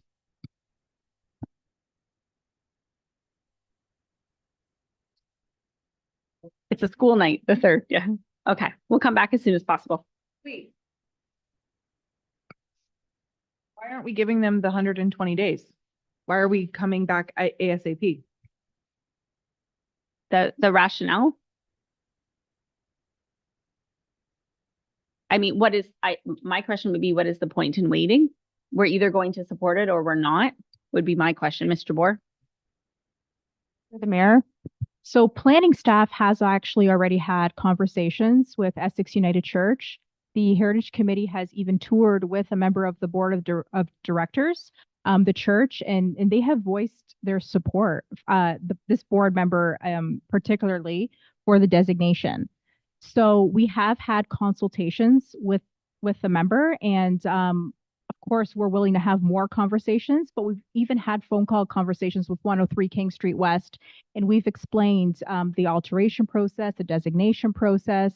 We have done consultations with these property owners, and in terms of any new information that would materially change the opinion of the Heritage Committee, the opinion of administration, we don't expect to receive any.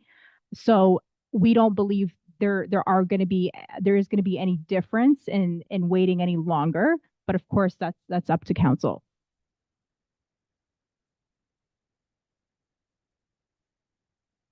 Have your mic on. Okay, we're going to move on to planning 2024-20 request for notice of intention to designate various properties within the town of Essex. We'll go back to you, Mr. Boer. Thank you, and through the mayor. So just for clarification, this report in front of you is for the listed properties on our Heritage Register. And as you are all very much aware, we must either issue our notice of intention to designate for these listed properties, or we face the risk of removing them from the Heritage Register if we don't do so by January 1st, 2027. Now that has been extended from January 1st, 2025 through Bill 200. But I just wanted to make that point of clarification because I know there's been 2 reports concerning heritage. So I didn't want any confusion. So Planning Services has now reviewed the 11 remaining listed properties on the Heritage Register to determine whether they have cultural heritage value and interest as prescribed under Ontario Regulation 906. We have added 1 additional property, and that's the Gilgale Cemetery off of Walker Road or County Road 11. In our review, despite it not being listed on the Heritage Register, because it has strong potential to yield cultural heritage value. 2 of the listed properties, 2547 County Road 20 East, which is the former Fina gas station in Harrow, and 6A7 County Road 50 East, which is the location of the Huffman Cemetery in Colchester, require further research and are therefore not recommended for designation tonight until we complete that research. And when we do, we will bring another report back to council to either recommend they be removed from the Heritage Register or to recommend that they be designated under the Ontario Heritage Act. So again, a property must meet a minimum of 2 of the prescribed criteria to be recommended for designation. The Essex Municipal Heritage Committee on Thursday, June 27th and Thursday, July 25th, reviewed the cultural heritage value and interest of each of the 10 properties that are listed and has determined through resolution that all 10 properties be recommended to council for designation. We do have a very short presentation for you, as we did in the last round, to actually discuss each of the properties that are recommended for designation, notice of intention to designate tonight. And we will begin in Colchester. Next slide, please. Next slide, please. With 400 County Road 13, which is known as the Clee Farm. The dwelling on the property was built in 1889 by Henry and Albert Clee in a Victorian-era farmhouse architectural style. The red brick home was popular throughout Ontario during the mid to late 19th century. The dwelling displays a high degree of craftsmanship and skill in the construction of a Victorian-era brick farmhouse with elements of Georgian-era architecture as seen in the style of the brickwork, the gables, and the decorative veranda porch. The farm was originally owned by Peter Knapp, but was sold to Henry Clee Sr. in December of 1880. Albert and Henry Clee, who were the sons, largely operated the farm, fully taking over following their father's death in 1884. They would operate the farm together until 1901 or 1902, when Albert would buy his brother out of the farm. The Clee family played a vital role in the development of early Saxville, Colchester, and helped shape the overall appearance of the community. Next slide, please.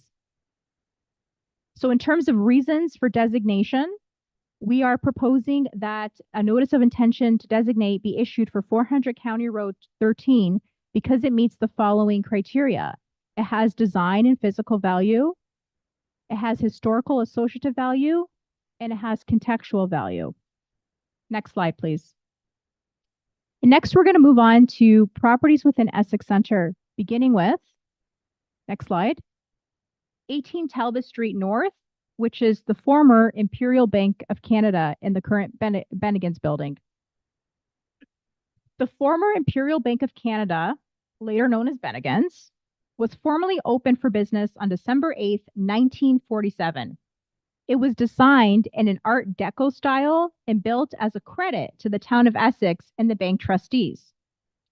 The Imperial Bank was the first chartered bank in Essex, with its first location opened on March 1st, 1885 on the corner of Talbot and Centre Street.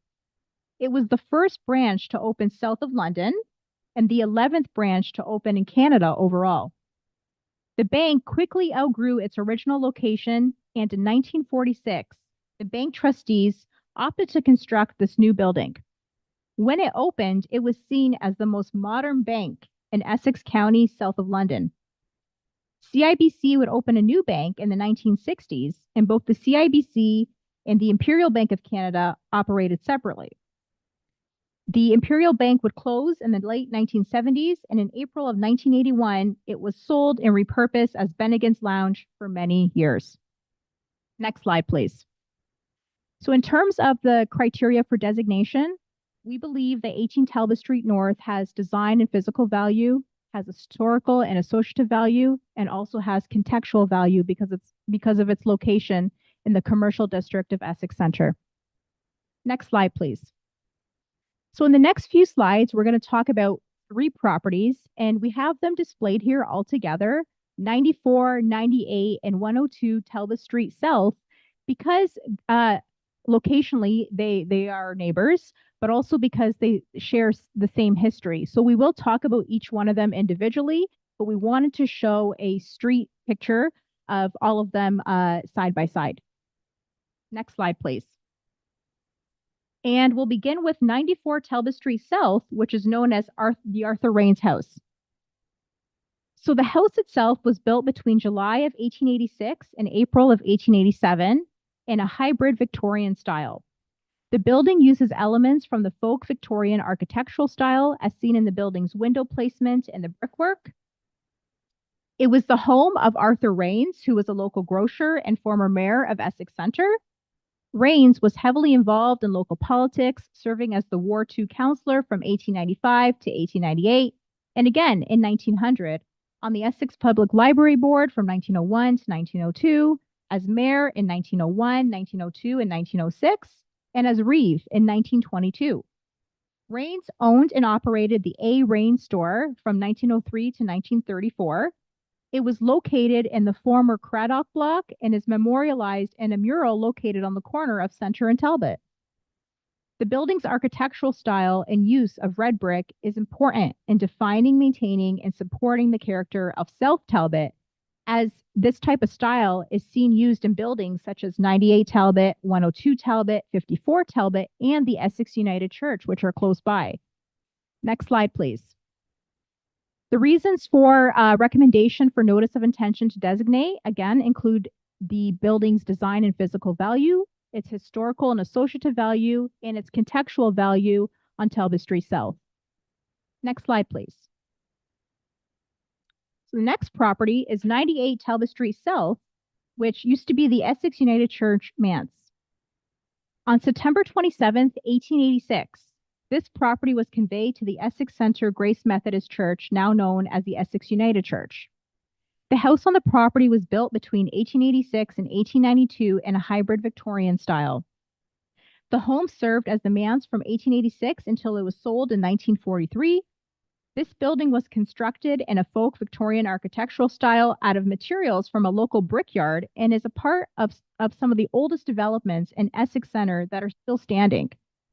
The building's architectural style and use of red brick is important, again, in defining, maintaining, and supporting the character of Talbot Street South.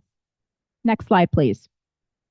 And for these reasons, design, physical value, historical associative value, and contextual value, we are recommending that a notice of intention to designate 98 Talbot Street South be passed tonight. Next slide, please.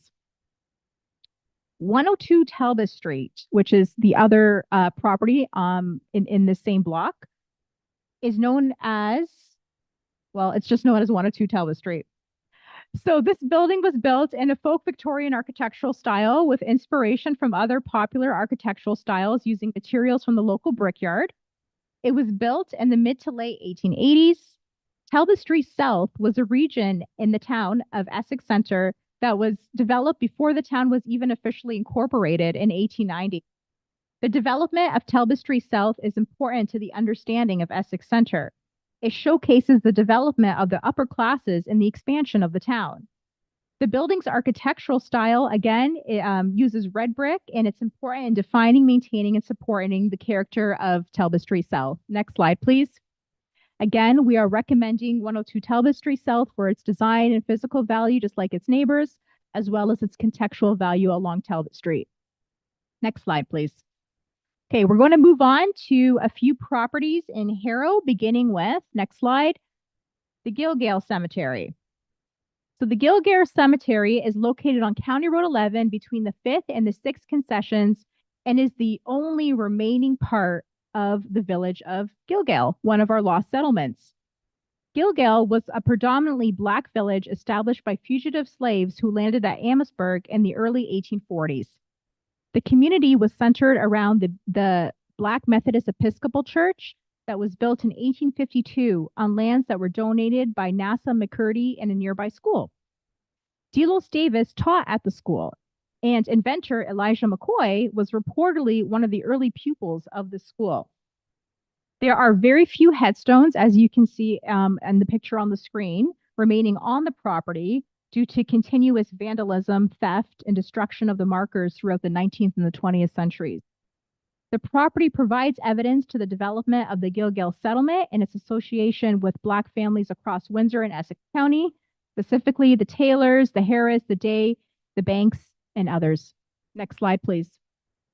For these reasons, we are recommending that a notice of intention to designate be issued for its historical and associative value, as well as its contextual value, being located in the former area of the Gilgal village. Next slide, please. Okay, so the next property we're considering is another cemetery. It's known as the Ferris Cemetery. The Ferris Cemetery is located on Ferris Road between the 3rd Concession and County Road 20 East. It features headstones that range from the 1820s until the early 20th century. And the headstones are actually plotted, if you're looking at it from an aerial view, in the shape of a cross. There are 14 plus burials on site and 10 headstones. It is the final resting place of John Ferris, who was the first reeve of Colchester Township. He would sit as one of 28 members of the Western District Council that met in Sandwich from 1842 to 1849. The land was initially settled by Joseph Ferris and his wife, Catherine Hahn, in the mid-1790s. The Ferris family was instrumental in the development of Harrow and East Harrow. East Harrow was a small hamlet located at the junction of the 3rd Concession and Ferris Road and housed a small school, a small Methodist church, and various small shops such as a gristmill, an inn, a blacksmith shop. The community fell into decline as Harrow began to grow. Next slide, please. And we are recommending a notice of intention to designate for Ferris Cemetery's historical and associative value and contextual value as being in the place of East Harrow tonight. Next slide, please. The next building within Harrow is 21 King Street East. And 21 King Street East is known as the Robert Heaton Building. It is a commercial building. It was built in 1901 by Robert Heaton for his farm implement business. And he built it to expand his farm implement business and hardware store, which was called Robert Heaton's Hardware and Farm Implements. In 1903, the Sovereign Bank of Canada opened a small portion of the building. Since its opening, the building went through a number of changes. It became a showroom, a bakery, and a restaurant in the 1940s. This building was constructed in a Victorian commercial style that is consistent with the look of other commercial buildings in the commercial district of Harrow. Next slide, please. And again, this property is being recommended for a notice of intention to designate tonight due to its design and its physical value, as well as its contextual value because of its location in the commercial district of Harrow. Next slide, please. 22 King Street West is also located in the commercial district of Harrow, and it's known as the International Order of Oddfellows Building. This building was built in 1916 by the Harrow branch of the IOOF to serve as their lodge and to maintain the character of Harrow's downtown. This lot actually remained vacant for a number of years after there was a fire that destroyed the previous building on this property. The building was designed by Thomas Jenner, who was a prominent local architect in September of 1912. Jenner was active in the late 19th century and into the early 20th century, designing buildings such as the Harrow Methodist Church in 1893, now known as Harrow United. The International Order of Oddfellows officially moved into their new lodge in June of 1916, and it was dedicated on February 12th of 1917, and they would use this building until it was sold in 1989 or 1990. Next slide, please. Reasons for recommendation of notice of intention to designate include its historical associative value as well as its contextual value in the commercial district of Harrow. Next slide, please. Okay. 314 Queen Street is a residential dwelling located in Harrow, and it's known as the station master's house. And the reason for that is because it's located next to the Greenway, which used to be the former railway line. It was built in early 1897 by Michael P. O'Connor and is representative of a late 19th century Victorian hybrid home that was built using materials from the surrounding area.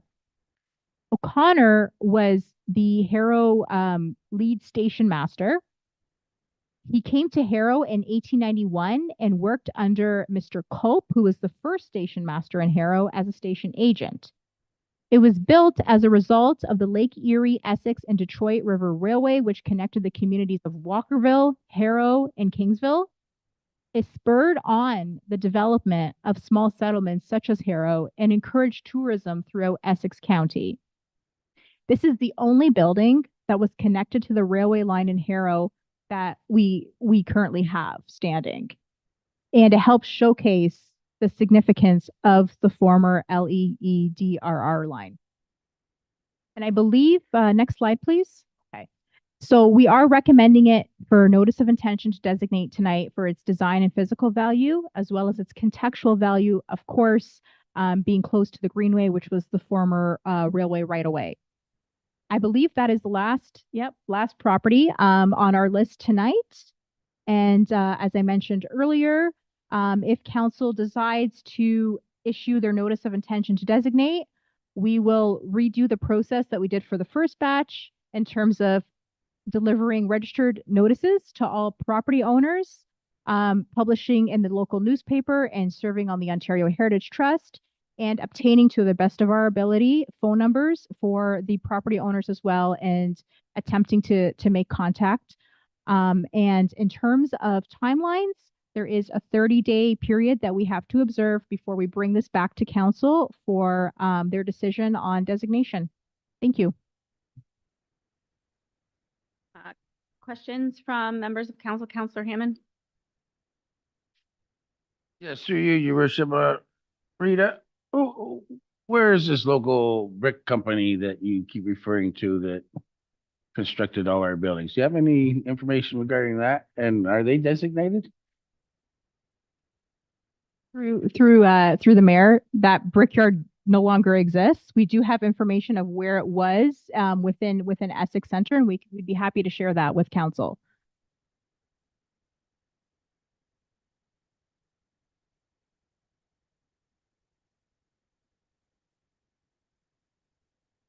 Thank you, through the chair. So I would like council to consider removing 18 Talbot Street North from this list. The reason why I would like us to consider removing it is because this is right down, and although I appreciate that it is a heritage building, it is falling apart. It cannot be occupied without significant updating. I would like you to explain to council, eventually that building will be sold or passed down, and somebody will hopefully do something with it, so it's not such an eyesore to the town. But what can they do to it if we designate it as a heritage building? My fear is that by putting the heritage designation to it, it will just rot and it will be there until there's nothing left of it. Like, what if somebody purchased that home that business as a residential or a heritage building? What could they do with it going forward? How would they be able to fix it? Any property owner, especially for this property, can completely renovate the interior of the building, likely without our permission, because the interior isn't in terms of heritage attributes, the interior has no significance. It's really the exterior. So in terms of alterations, they can proceed to that building permit stage for renovation or reuse of that space. In terms of the exterior, if there is a designation and they're planning a renovation, or an alteration that is going to affect the heritage attribute, then they would need to first consult with the planning department. We just want to know a little bit more about what they're planning on doing. And in terms of evaluation, if it is going to significantly alter that heritage attribute, we would likely not recommend it. But if it isn't, we would recommend approval of that alteration, and they can proceed to the building department. The planning department, as I mentioned earlier, does have a heritage grant program to hopefully assist these property owners with maintaining and improving on the exterior of their buildings. So we would also offer that as well. And I believe we discussed this at a former meeting, but we are also thinking about reviewing our property standards bylaw to include heritage properties and ensure maintenance and upgrading of those properties as well.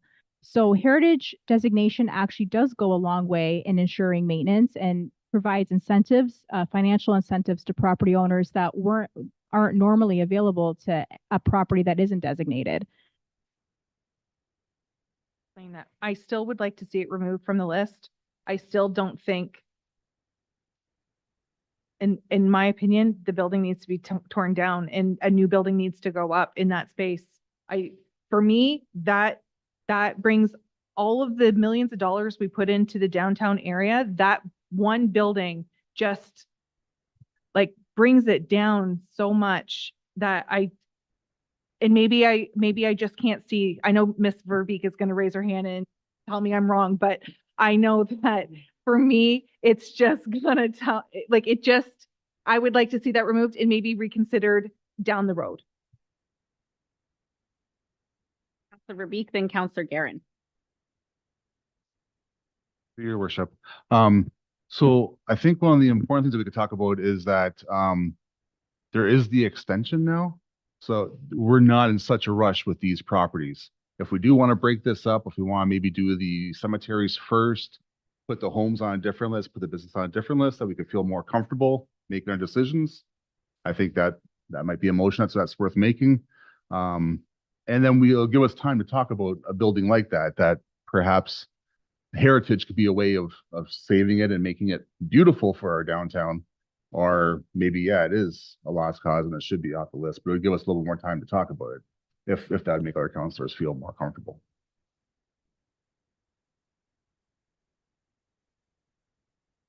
To Madam Mayor, as I whispered to the deputy mayor prior to Councillor McGuire Blaze's comments on this property, I'm all for these heritage designations, but I don't see any redeeming qualities in this building, and I see it as I like to see us put a pin in that one at the very least, and I'm glad that Councillor Mady just pointed out to us that we can kind of break this up and pause that, because I can't come around to designating that particular building as anything aside from demolition.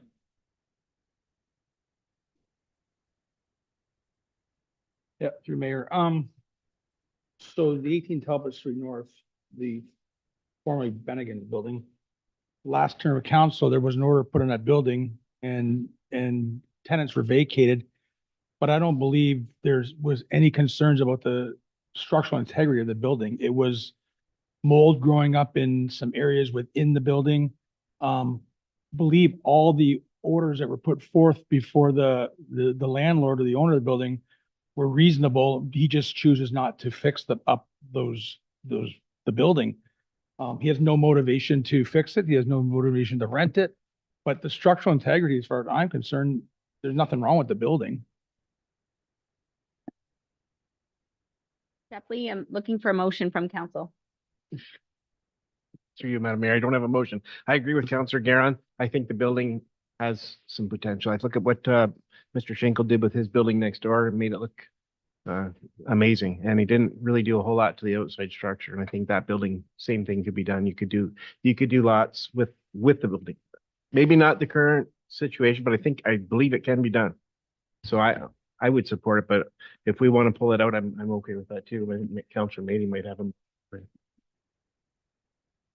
As a motion. Anybody have a motion? Councillor Mady? That we Um, just trying to see the original one here.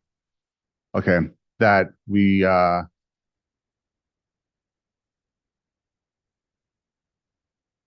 that we separate these.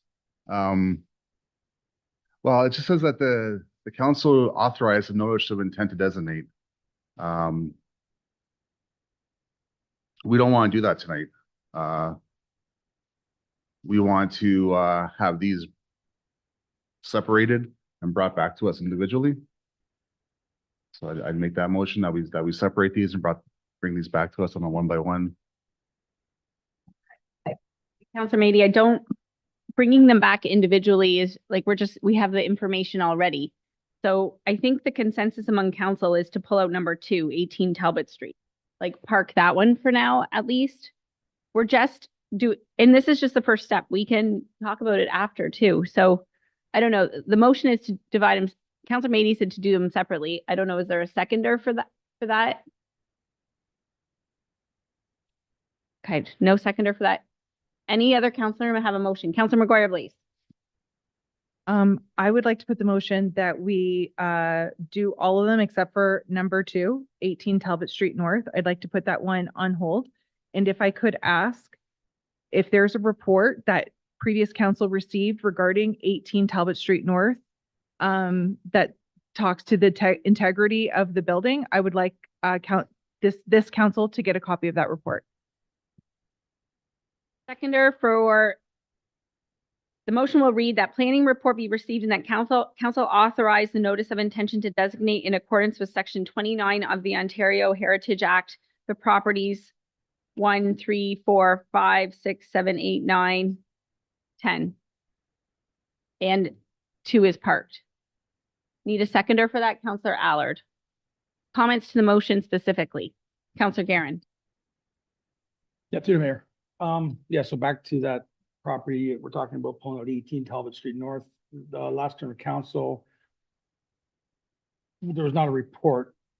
Chief building official put in a notice on the owner of the property to bring it up, and maybe Lori can speak more to it. I don't believe there was actually a report that came back, but there was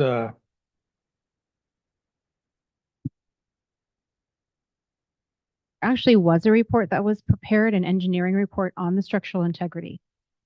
I don't know if we can disclose it, so I will take that back, review with our CBO if we can disclose any information, but at a minimum, we can certainly share with council the notice to evict, the reasons, and perhaps a bit more information to give you.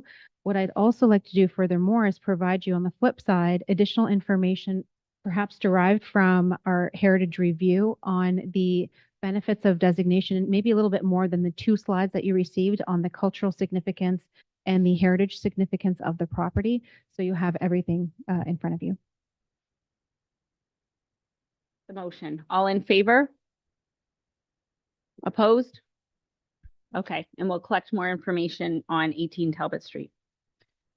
Thank you. Drainage. 2024-06, appointment of an engineer under section 78 and 76 of the Drainage Act to review the 4th concession road drain south side.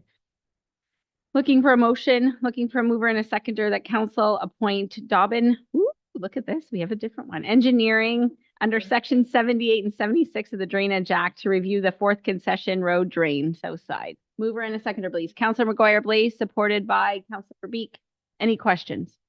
All in favor? We can make up some time here. Environmental Services, Harrow Colchester South Water Supply Model Results. We have David Macbeth. Is he around or did he? Okay, Rob Mack. I did see David hanging out there. I think he left. Okay. All right. Welcome, Rob. Good evening, Mayor Bondi and Council. On September 19th, 2022, Council appointed C3 Water, now known as SEMA Plus, and Stantec Consulting to develop a water model of the Harrow Colchester water system. With developments increasing, there is a need to study our water system and develop a hydraulic water model that would help analyze potential service demand impacts as well as fire flows, water quality, and day-to-day operations. This model will also be utilized for high-level servicing and aid our master plan purposes. The project commenced in October of 2022, with C3 analyzing up-to-date GIS information, water treatment plant operational data, water billing records, and annual water production data. Future development demand data was also provided to be incorporated into the model. C3 completed the model in October of 2023 and issued a technical memorandum. Additionally, in February of 2024, the high lift pumps at the Harrow Colchester Water Treatment Plant were tested and analyzed to develop pump curves to further confirm the accuracy of the water model itself. Some key findings of the water model. Analysis of the future developments show that in 2041, the average daily demand and maximum daily demand of our treatment plant are well within our treatment capacity. However, peak hourly demand will exceed our current capacity. Additional analysis will be required to determine storage capacity with this future growth. Fire flow rates were established, which have been updated into our GIS system. This information was also provided to the Lumix group while they were conducting the fire master plan in 2023. Going forward, the model will aid future growth related projects and will be updated every 2 years based on the consultant's recommendations. If you have any additional questions. Mackie, good job. I find it fascinating just looking at the map and seeing how far you live from a water tower and a water source, the different pressure in the fire hydrant, something that, you don't really think of. Any comments, questions from members of council? Seeing none, looking for a mover and a seconder that the environmental services report be received for information. Deputy Mayor Shepley, Councillor Mady, all in favor? That's carried. Thank you. Sorry Thank about you. the wait tonight, sir. No problem. We should have had him right at the beginning. Poor guy. Environmental Services 2024-05 Lakeshore Essex Fringe Sanitary Servicing Study will go to Director Gerard. Thank you. Through you, the town of Essex was approached by the municipality of Lakeshore to request sanitary servicing along the Essex Fringe area of Lakeshore, which is mostly comprised of the County Road 34 corridor west of Essex Center, from the Essex Lakeshore border to west of Ellis Side Road. Administration agreed to review the potential servicing opportunity with the caveat that Lakeshore would be responsible for 100% of the costs associated with the feasibility review completed by Stantec Consulting. This study does not commit the town to providing the servicing, but rather explores the engineering feasibility and cost of servicing the Lakeshore lands from the town of Essex. The total cost for the servicing study is, $27,500, including applicable taxes, which will be fully recovered from the municipality of Lakeshore. Questions to our director? I think it's a start. Councillor McGuire, please. Thanks through the chair. My only question is, if it's 100% going to be funded by Lakeshore, why is it opposed to budget approval? Do we have to pay the initial fee and then Lakeshore pays us back? And if that's the case, why don't they just send the bill to Lakeshore? Since we'll be managing the project, we have to procure the engineering consultant, which is what the report's asking you to do tonight.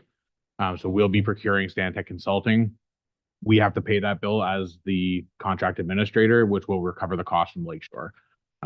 Included in the report as well is also the motion from Lakeshore Council, which does show that they have committed the funds towards this project. So there shouldn't be any concerns with the financial obligation from us. The questions. One, is there a concern that that will take up some of our capacity that we've paid for and much needed for the town of Essex? Two, how much will this cost our staff? Like in that 27,000, I think it was. Is that considering our town staff's time put into looking after and managing this project? Through the chair, no, it only includes the outside consulting fees. There's a big push from the province and the federal government to regionalize servicing. As a good faith measure, we are looking to complete this project. It shouldn't incur too much staff time, really just my own time. What I would say right now is that the municipality of Lakeshore has approached us to look at this.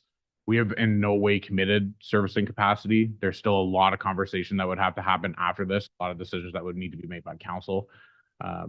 capacity is one, whether it's economical or not, what Lakeshore would pay in terms of servicing, how or if that would trigger any capacity increases from a conveyance or treatment capacity point of view as well. So there's a lot of questions to be answered. This is really just the first step to say whether can this be done or can it not be done. And then those future conversations would need to happen and council would be apprised of all of them. One question is, if we go ahead and collect this information, could this potentially be valuable for us in the future if we do want to say land swap with Lakeshore and do a little trade? Like, we would have more information of capacity around there. So we could still probably use that information in that way. Through you, I completely agree. Anytime we do any type of servicing study to our system, whether it be benefit ourselves or benefit another municipality in a regionalization approach, it's going to help us. The more we learn and understand about our own system is going to benefit us. So I do agree with that comment for sure. We also have a servicing master plan that is coming as well, which is going to be tied to our new future official plan. So all this kind of fits together very well for us. So there is certainly a benefit to Essex, more benefit to Lakeshore, obviously, and the reason why they would pay 100% of the cost of that. But I agree that there is a benefit to the town as well. Agree too that we might benefit in the future. Any further questions from council? Looking for a mover and a seconder. Moved by Deputy Mayor Shepley, supported by Councillor Guerin, that the environmental services report be received and that council appoints Stantec Consulting to provide engineering services to complete a feasibility study to service the Essex Fringe area of the municipality of Lakeshore with wastewater, to be paid from our, including non-refundable, for $27,000, to be fully funded by the municipality of Lakeshore. All in favor? Getting tired. I was on the AM 800 show at 5 a.m, so I'm a little tired of this one now. Capital Works and Asset Management, 2024-10, Trees and Development and Tree Request Policy. So we have David Macbeth is here. I think this is really important. Can you talk to it a little bit? As part of the town sustainability plan, and as well as just lessons learned through developments that have been coming over the past few years and trying to get them into acceptance. Administration has looked at trying to implement changes that'll benefit the municipality in regards to tree cover, as well as being able to get developments accepted at a faster rate. So the report to council here is highlighting the changes that we're looking to bring forward to our development standards manual and to increase our tree coverage within the town, as well as to get council to tell administration to adopt a policy to allow residents to request trees, as we do not have one currently in place, and that was recommended as well in one of our previous reports. Thank you.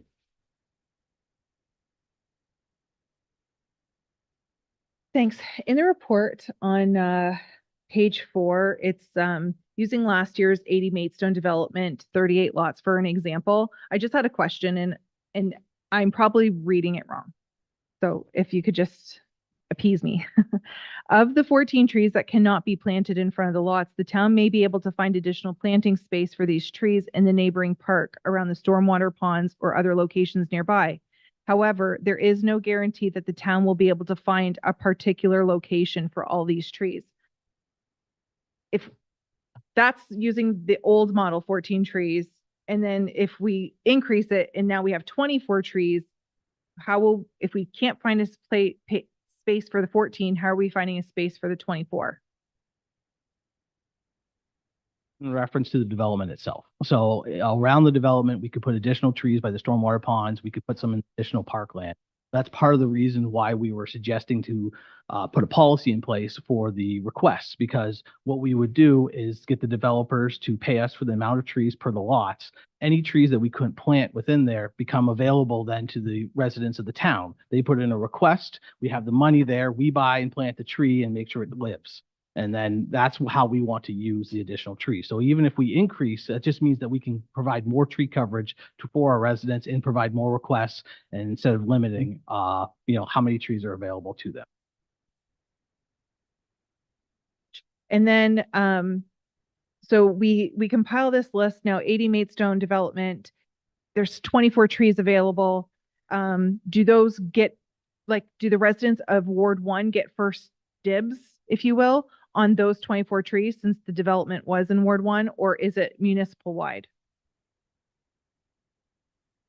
Our plan would be that it would be a town-wide initiative. We don't have enough developments in all the different wards to go and try to just limit the trees to those wards, and people may want them in different areas. So we would try and do it. The policy that would bring forward would be recommending that it would become on a first come, first served basis with about 1 tree per lot. So that way they would spread it out. So you wouldn't have someone come in and request 6 trees and have it there. So that's what we would be bringing forward for your approval, assuming that you approve the motion tonight.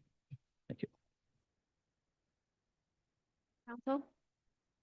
I do have one. I see we have a list of recommended or approved trees. There might be a few typos in there. I'm not a great speller, but there might be. And my question is how does a resident or who decides what tree goes where? Like in talking to the contractor that's inspecting all our trees, we should have a variety of trees all around. But what if I am I'm somebody getting a tree and I want this tree and the town's like, you're getting this tree. Like, how do we decide what tree goes where? Chair. So once again, that'll be taken care of as part of the policy that we're writing. The initial thoughts on that would be that we would have a consultation with the residents. So if they request a tree and they're on the first come, first served list, we'd set up a meeting to choose a location, and we'd also be choosing the different varieties. So we would probably also give them maybe a top option to put their top 3 choices. It wouldn't guarantee it, but at least then we try and meet the needs that they're looking for. But the idea would be that we would be using all the different trees from our approved list and spreading them out as such. And so you're not getting all the same tree down the street. Thank you. Capital Works report trees and development request policy that Capital Works and Asset Management report be received and that council approve the following changes effective immediately to the development standards manual regarding trees and new developments, which will be updated in the next copy of the manual. That council direct administration to create a tree planting policy for residents to look for a tree to be planted in front of their property in the town's right of way, needing a mover and a seconder. Councillor Allard, Councillor McGuire Blaze, any further comments? Seeing none, all in favor? And that is carried. Great work. That's exciting. Capital Works and Asset Management 2024-11 will go to Ms. Tilly. She's here. Thank you for waiting. Mayor, through the chair. So the initial asset management policy was created in 2019 as per OREG 58817, asset management for planning for municipal infrastructure. The regulation states that the policy is to be updated, reviewed and updated if necessary, at least every 5 years. Revisions have been made to the initial policy to ensure that it is compliant with legislative requirements. The requirement of an asset management plan and asset inventory has been highlighted in the policy. The policy also highlights that the town of Essex will strive to implement continuous improvement protocols and adopt best practices regarding asset management planning. The policy indicates that the town will use a combination of service-based perspective as well as monetary value when applying this policy to municipal assets. Also, that the town will use an evidence-based approach to decision-making that balances service levels, risks, and costs in order to maximize value from assets and services, as well as individual and corporate responsibilities have been established, including an asset management lead, as well as a corporate working group that aligns with the intention that asset management is an organization-wide commitment. Thank you. For a mover and a seconder that the Capital Works and Asset Management report be received and that council adopt the policy titled Asset Management Policy. Looking for Councillor Hammond, supported by Councillor Mady. Any comments, questions from council? Seeing none, all in favor, and that's carried. Could have had you moved up too. Recreation and Culture reallocation of mural funds. Looking for a mover and a seconder that the Recreation and Culture report be received and that council approve the reallocation of unused mural funds from community services in the amount of $7,622 in the amount of $10,000 to instead be used for the rehabilitation of the Liberation mural located at 103 Talbot Street, attached to the Royal Canadian Legion Branch 201, and that any remaining unused funds be reallocated to the art installation by December 2024. Looking for a mover and a seconder. Moved by Deputy Mayor Shepley, supported by Councillor Hammond. Any questions? All in favor? That is carried. Community Services Coan Park Master Plan will go to Director Morissette. Mayor Bondi. So as all of council is aware, over the past couple of years, administration has been working with the town of Amherstburg on creating a Coan Park master plan. So we've had 2 open houses and 2 surveys that were involved in that. So based on all of the results and public consultation that we've received, the plan that is included in the agenda package was put forward and reviewed. And that's what administration is putting forward. Both us and Amherstburg both have this going to our respective councils this evening. I'm not sure if Amherstburg is already done, seeing as our meeting is going quite long. But there is a good chance for that that would be passing as well tonight. So we had a lot of good positive feedback and some good amendments that were brought forward and recommendations from the public and the Coan Park board members. So all of that was taken into consideration as we go through and as we went through and created this plan. So as with any master plan, this is a concept, so nothing is concrete and set in stone, but it's a guiding document for us so that we're able to start budgeting and allocating money and having a plan for where we're going to put that money. So if you look at the soccer fields and you don't necessarily love the layout of them, then that it's not set that that's exactly how it's going to be. It's just showing what we're capable of doing. And on a yearly basis, every time we're going to do a capital project, it's going to come back to our respective councils for budget allocation anyways. So it's going to take not only us, but the town of Amherstburg to come to an agreement on what we're going to be looking to do for those years. And the great thing about having a joint use park is that everything's 50%. So as we try and do something, it's going to be 50% us, 50% town of Amherstburg, and there's always a chance that we could get some sort of government grants that could offset that even further. So that'd be an ideal situation. So with that being said, if there's any questions, happy to answer those. Madam Mayor, I didn't really put my hand up, but yes, just a comment. And thank you, Director Morissette, for all your work on this. And I was really grateful when we had that little chat earlier that you were able to confirm that these are conceptual, because I did reach out to the Coan committee to speak to them about it before tonight's meeting.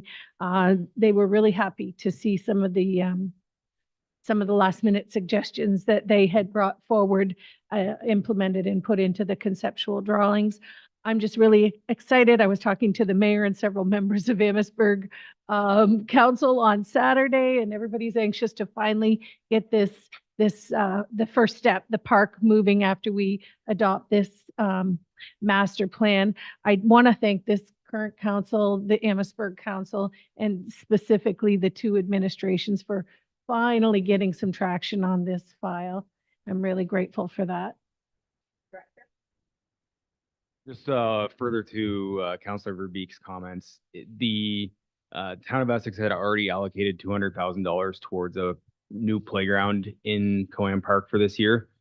So we were ready to go. Amherstburg was just trying to formalize the whole concept plan with their council before they were ready to actually get started on the design. So pending that they're passing their concept drawings tonight and everything goes through, administration is going to be working with them very closely over the next little while to be able to get that tendered out.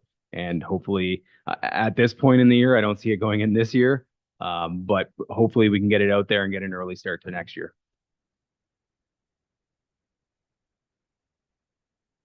I want to add that this, the development of Coan Park was included in the development charge fee that you saw proposed earlier. So development charges are also a fund of projects such as this. Looking for a mover and a seconder that the community services report be received and that council approve the master plan for Coan Park as presented, and that council direct administration to update and negotiate agreements that govern the operational use, capital investment, service delivery, and programming of Coan Park with the town of Amherstburg, including any sub-agreements required with the Essex County Gas and Steam Engine and the Coan Park Board. Moved by Councillor Verbeek, supported by Councillor Hammond. Any questions? Seeing none, all in favor. It's carried unanimously. Community Services Arena Canteen Lease Agreement. Looking for a mover and a seconder that the community services report be received and that council approve entering into a lease with M&M Concessions in that 2363 be read a first, second, third time, finally passed on August 12th. We'll get a mover and a seconder, and then we'll have our director speak. Looking for a mover and a seconder. Councillor Mady, Councillor Verbeek, and Director Morrissey. Thank you, Mayor Bonnie. So at the end of August, both of the Essex and Harrow canteen leases are set to expire. So the M&M Canteens operates both of them, and M&M Canteens has operated the Essex Canteen since 2012. So we have renewed with them on each expiration of their terms. So at the Harrow canteen has traditionally been a difficult canteen to get an operator for, and seeing as M&M Canteens was looking to redo it, it was a good opportunity for us to merge the agreements into one, which will also hold the Harrow lease for a longer period of time as well. So this is the reason why we're seeing both of these leases come together in one lease right now. Deputy Mayor Shepley. You didn't put it out for RSP, and I'm wondering, is it because they're doing such a good job and you didn't figure you would get any proponents that would apply, or what was the rationale behind that? Through you, Mayor Bonnie. So this actually the Harrow Canteen did go out for RFP last year, and we didn't get any proponents that said that they were willing to do anything. So in an effort on my hands and knees, begging and pleading, they were willing to step up and gave it a shot last year. They were happy with how things went, and they're willing to do it again for next year. So it was RFP'd. And that is carried. Community Services Special Events Resource Team, looking for a mover and a seconder that the CERT report be received for information. Moved by Councilor McGuire Blaze, supported by Councilor Guerin. All in favor? That's carried. Reports from our youth member. We'll go to Mr. Youth Member Colin Pine first. Madam Mayor, over the last few months, I've had time for deliberation and personal reflection, and considering I will be moving away for university, starting at the end of August, I have decided to step down from my role of youth council member. I thought it would be best to give another outstanding youth in our community an opportunity to step up and get involved in municipal politics and serving their community, and get to gain that grasp that I've been fortunate enough to receive. I would like to thank all of our Town of Essex staff and the mayor, deputy mayor, and the rest of council for all of their support throughout this term, and as well thank Youth Council Member Smith for all of her amazing advocacy and community work. I'm confident she'll continue it for the remainder of her term as well. And I look forward, it's been an honor to be able to serve this amazing community, and I look forward to pursuing other avenues after this to continue to serve Essex in the future. Thank you. Thank you. We wish you good luck in your endeavors, and as a little parting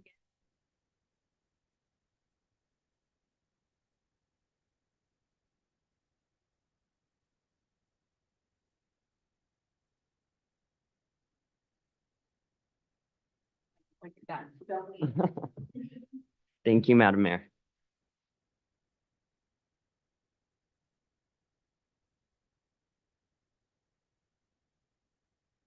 I'd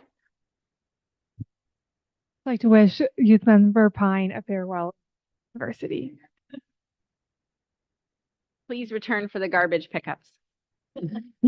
County Council update, Deputy Mayor.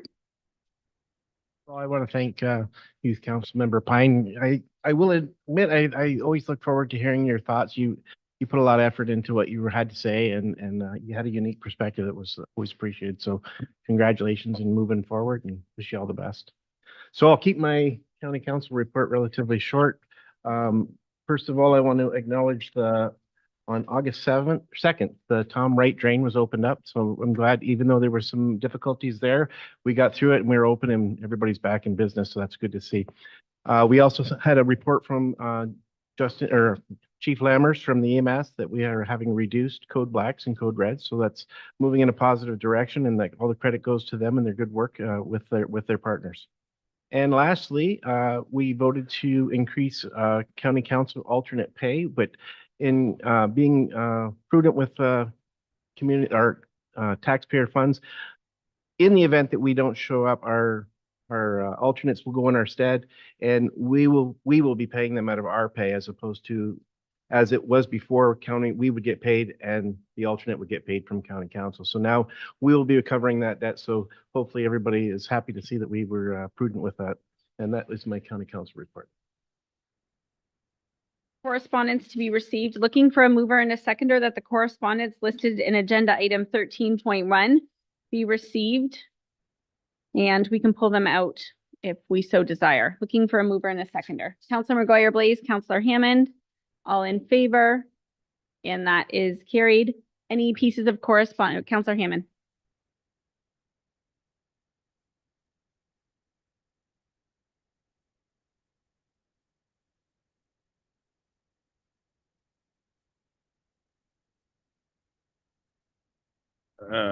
Through you, Mayor. Just let me.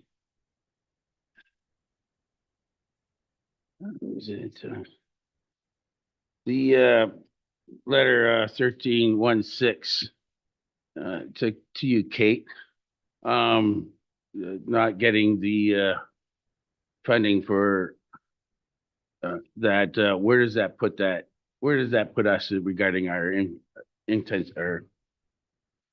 our intensification? Through the chair, in reference to the housing enabling supply grant, there is going to be a second intake. We've been advised. So at this point, the design is, and I'll pass it over to Director Gerard to provide any further comment, but the design is underway of that project, which council was advised of within that report. We knew that those costs would be considered sunk, whether we were awarded the grant or not. However, that does enable administration and council to be ready, design ready, should another grant stream open up.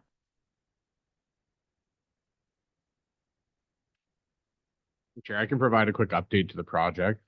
So the town has actually received our 30% submission from the consultant, which is so far in our review is a very solid 30% completion. So the original timeline was to have this project tender ready for December to be in accordance with the grant. Since we were told that there is another intake, we're still trying to adhere to that schedule to ensure that if the intake does come out in the same kind of time frame or early spring, that we'll be ready to apply for that project again through the Housing Enabling Water Systems Fund. Basically that report that authorized the expenditure of this project is still applicable. We've still included it in the water wastewater rate study. It's still been included in the DC study. So nothing at this point has changed from a financing perspective, as we know this project will need to occur.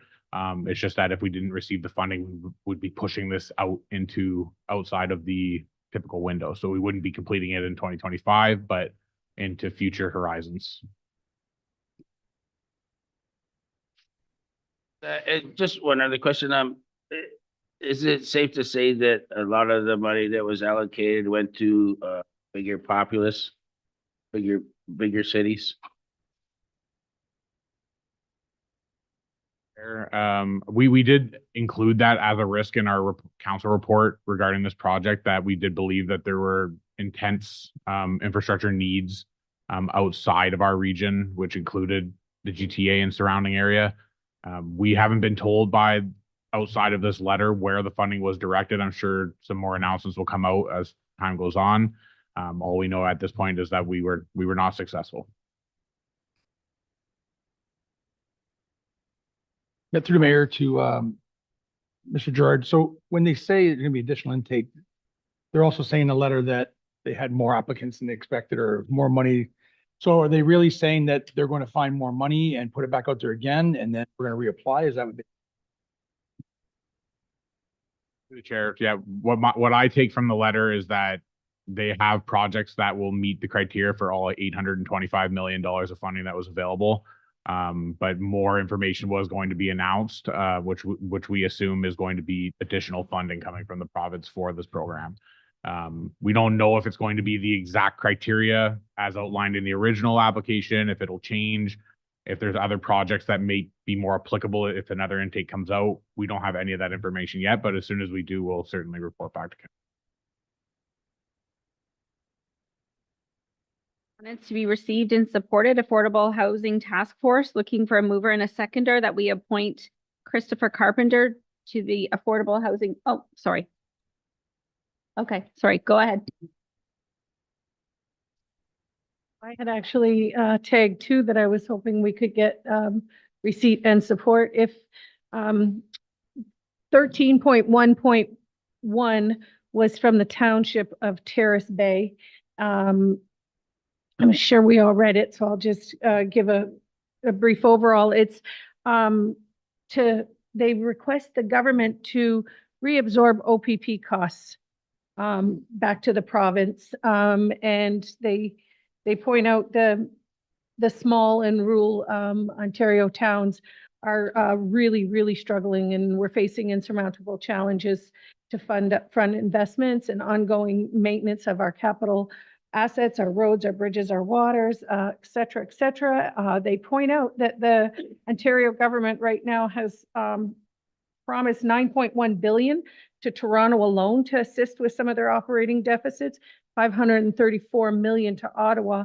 And so they are asking the municipality of Tweed is just calling upon the Ontario government to immediately implement substantial funding for small rural municipalities by reabsorbing the cost of the Ontario Provincial Police Force back into the provincial budget with no cost recovery to municipalities. And then they sent a letter out asking municipalities to support. I'd like to see us support and send a letter of our own. Blaze. And just a side note, we still don't have insurance for our OPP Police Service Board, so we're still not meeting. All in favor? Okay. I had Next a one. second Yep. one was 13.1.3. The City of Toronto's requesting that the province support family physicians. I can pull it up if need be, but it's also supported by the Ontario Physicians Board. I forget what their acronym is, AMO. Just asking for more support from the provincial government for our family physicians. Councillor Allard, any further questions? All in favor? And that's carried. Anything else? Councillor Hammond. 13.1.2, regarding the province's long service award. Definitely want to support that. My question is, do we not have a long service award in Essex for our volunteers? So for volunteers in general, we started a volunteer recognition program. For our firefighters, they do an annual awards to recognize service awards, but those service awards do come from the province. What this letter is requesting to have a similar model for your police and EMS as well that matches the firefighters. For the volunteers, as well as the firefighters, as long as the volunteer firefighters and police service, but also like 25 years is a long time, especially for a volunteer. Like, I'm just wondering if the town has something to recognize our volunteers after 25 years of service on these boards, on these. Working on a recognition program, but nothing to that. But again, with this is to recognize like police officers, kind of match what the province does for firefighters.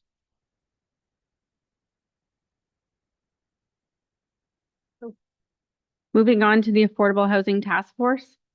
The appointment of Affordable Housing Task Force member, looking for a mover and a seconder that the application of Christopher Carpenter be received and supported. Councillor Verbeek, Councillor Maguire-Blaze, all in favor. And that brings us to 8 on our Affordable Housing Task Force. We can have 2 more. Committee meeting minutes, looking for a mover and a seconder that we received the committee meeting minutes of the Committee of Adjustment, the Essex Center BIA, and the Essex Municipal Heritage Committee. Looking for a mover and a seconder for those minutes. Counselor Hammond, Counselor Mady, any questions? All in favor? And that is carried. We'll go to our Deputy Clerk, Ms. Shelley Brown. The following notice of motion was presented on July 15th and is being brought forward for this evening for council's consideration. Item 17.1.1 as moved by Councillor Allard, that council direct administration to include funding under the Essex Center and Harrow Community Improvement Plan in the 2025 budget for accessible entrances for council's deliberation. Seconder for that motion. Councillor Verbeek, Councillor Allard, did you want to speak to your motion? Sorry, through the chair. This was brought up through the Access Committee. And we're more or less looking for opening doorways, be wider, stuff like that. More we can do for the accessibly challenged people we have in town. I think it's a good idea. It's kind of like our heritage grant. We can look at seeing how we can improve our storefronts or help them. Any further comments or questions? Director Chadwick. Mayor Bondi, just for some food for thought for council, the CIP program has a grant or has currently a grant program available in the Colchester County Road 50 CIP that is currently still active until 2027. Just for some food for thought, since 2017, over $95,000 has been distributed to 21 properties in all 3 CIP areas for the reconstruction of an existing public entrance to make it accessible. So that's 12 properties in Essex took advantage of the grant, 7 properties in Harrow took advantage of the grant, and 2 so far in Colchester and County Road 50. We've just, come upon budget deliberations. We're on our way to preparing information for council's deliberation. So we'd be happy to put something together in council's budget for your consideration, but we thought we'd give you some of that info on that particular program. Oh, and further food for thought, the program provides an amount equal to 50% of the total cost to a maximum of $6,000. And that includes things such as accessible ramps, doors, hardware, and automatic door openers as well. Mr. Hammond. That sounds like a good program that we could reach out to our Airbnbs, our licensed ones, and let them know that they have funds that's available to them to maybe improve their situation for their customers or whatever. That would be like private residents. They're not zoned commercial. Right? I don't know. I personally would not want to support accessible entrances for Airbnbs. That's just my opinion, but Director Chadwick? So there is eligible criteria. First and foremost, is a business within the CIP boundaries or the CIP boundary area. That's the first thing that we need to look at is, does the property actually fall within our CIP area? The second thing is they are eligible, they have to be an eligible business.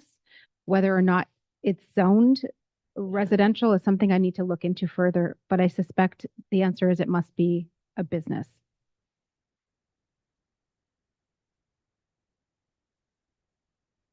I mean, we think Airbnbs, many of us think Airbnbs are businesses, but they're not recognized yet, right? They're operating a commercial business in a residential area. So I don't know.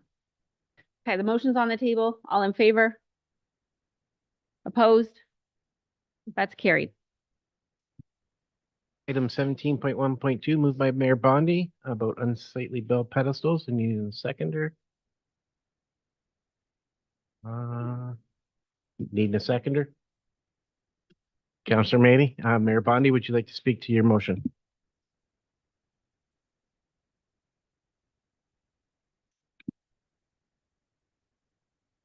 Thank you, Deputy Mayor. I think we have some pictures. The motion's pretty straightforward. It's just the town of Essex has been investing a lot in both of our cores and along County Road 50, and almost every road you go down in our municipality now there's one of these. There's actually one right out in front of Town Hall.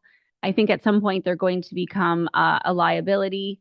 There's the big one. That one's right in front of Town Hall. So like there's pieces, like people can trip. It looks hideous. And Bell Canada has just abandoned them. They're not taking responsibility for them at all. And they need to either restore them, because I don't even think they work anymore, or remove them, because they ask us for a municipal agreement to come on our right of ways, but they don't take care and respect our right of ways.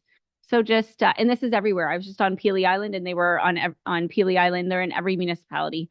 So I just want to start hopefully getting some momentum and some pressure on Bell Canada to take care of their property or remove it, or we'll be looking at this for years. And I just think it's unsightly and potentially a liability. Questions or comments? Seeing none, I will add one.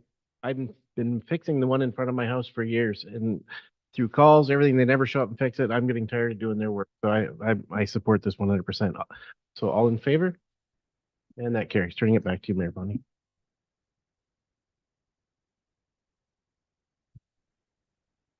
The next notice of motion was presented July 15th, being brought forward for council's consideration, as moved by Councillor Verbeek, that in light of events locally and around the region, council supports Bill 173, Intimate Partner Violence Epidemic Act, and urges the province to immediately pass Bill 173 and declare at the provincial level that intimate partner violence is an epidemic.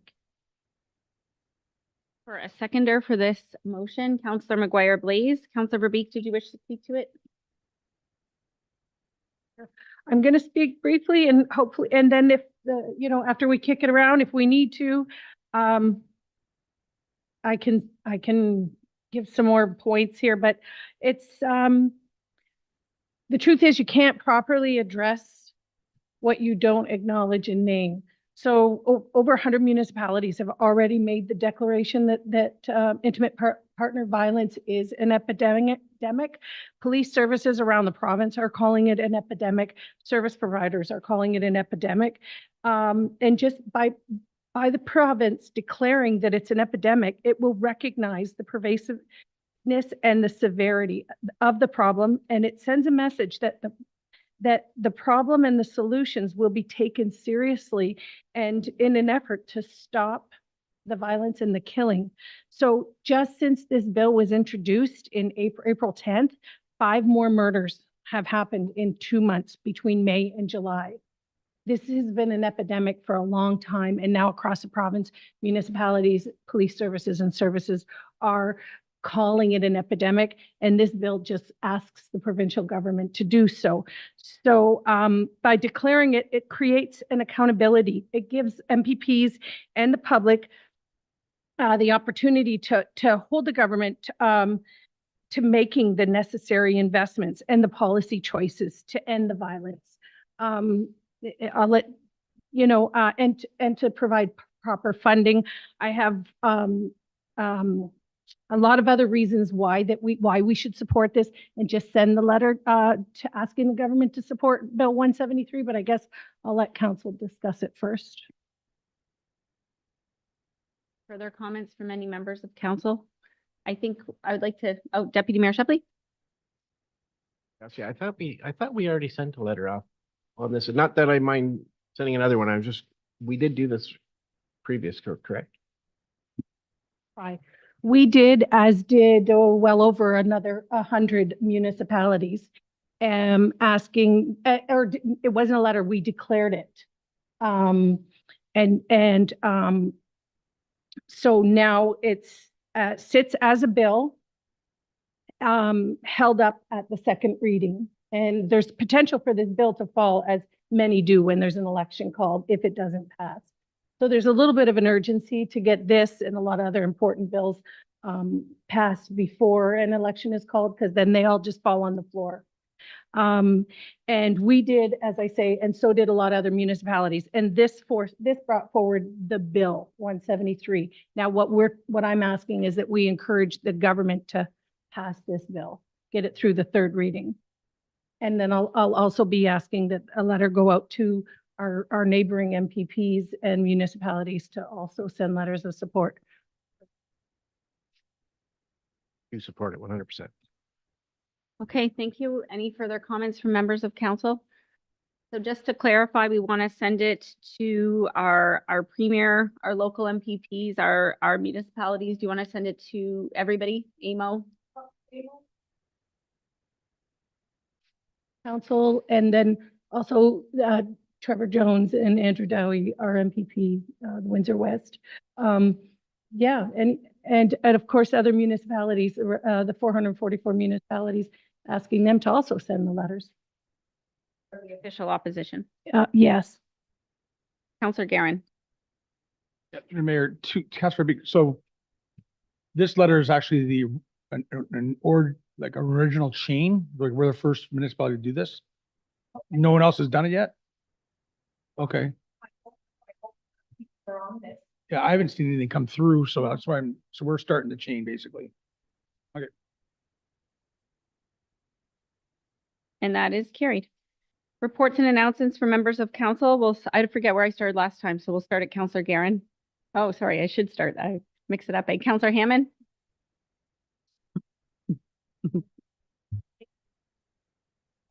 Aaron, I just want to point out that your debut as meteorologist at AMA 100 went quite well this morning. Other than that, this weekend at Colchester Movie Night, the Disney animated movie Wish will be playing. And also this weekend, the Colchester Village Market at the old school will be on. Please come and enjoy them. And don't forget, yeah, and that run coincide with the same day as the go-kart, the soapbox derby here in Essex. Busy week.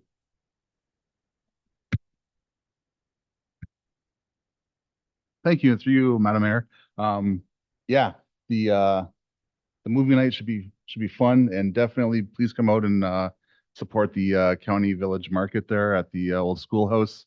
It's going to be a neat area there, and it's just wonderful. You have to come out and see it. Part two to this though was that we skipped over new business. I wanted to bring forward new business. Can we do that after the announcements?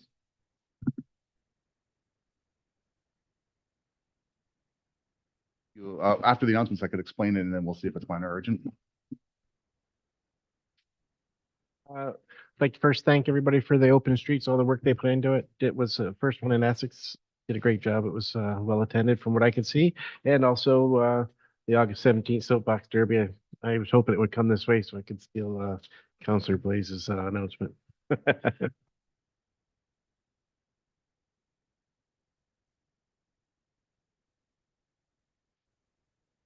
Okay, so on September 28th at Coan Park, the Mug Run is going to be having, I think it'll be their 6th annual Mug Run, and it's a 5 or 10K run and beer fest with all kinds of entertainment in the evening.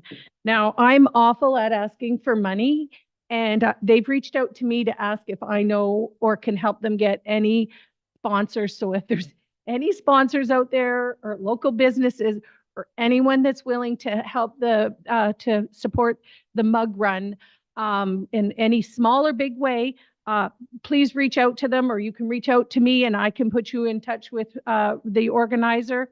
And you can find them on Facebook. Anybody that wants to sponsor the Mug Run September 28th.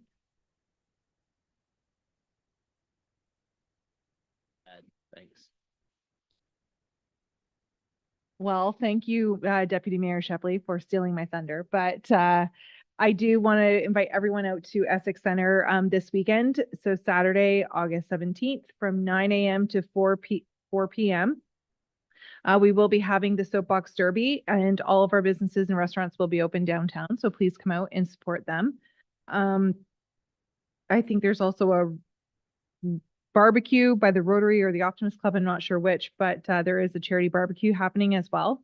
I want to thank the group that did the Street Fest this past weekend.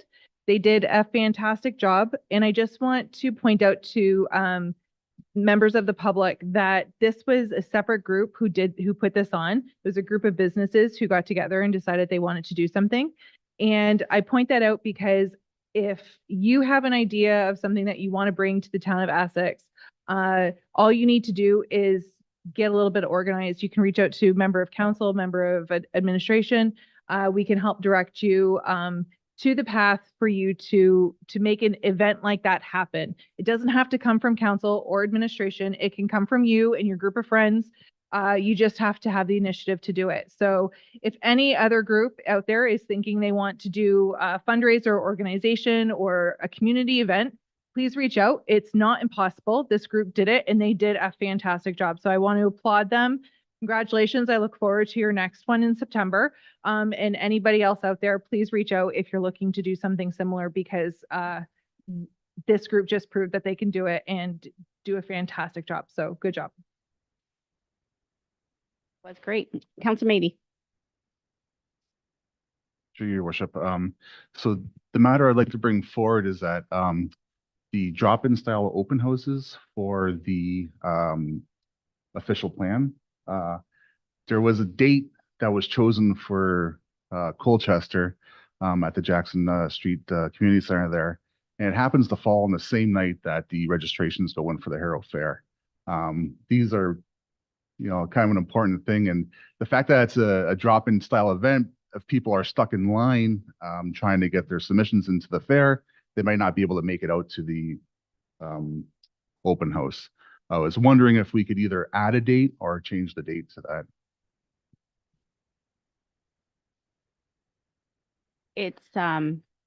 It really is not really new business, but I think it's a relevant question. So I will have Director Chadwick answer that, and then we might have to discuss it even at our first meeting if we.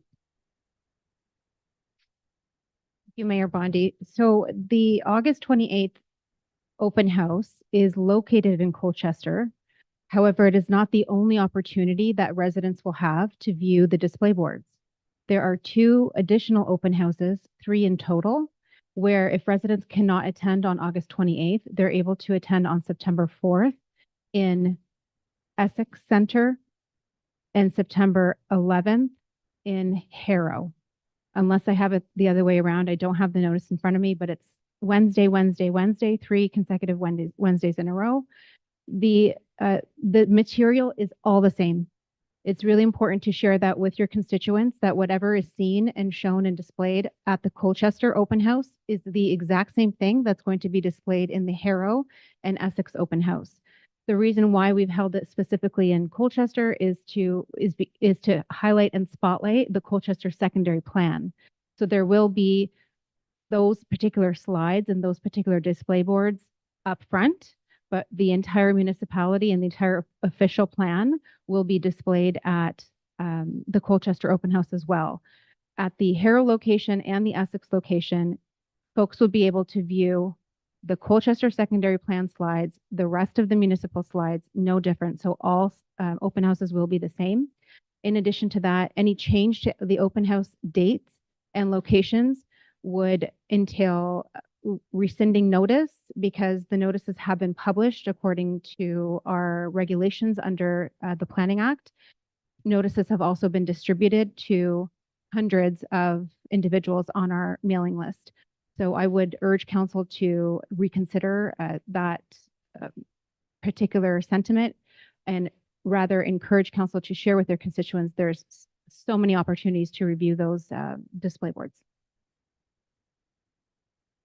Thank you. I don't want to debate this item. Okay, that was good information. Bylaws that require a third and final reading. Bylaw 2331 being a bylaw to provide for the Little Drain and Extension. Bylaw 2331 to be read a third and finally passed on August 2nd, needing a mover and a seconder.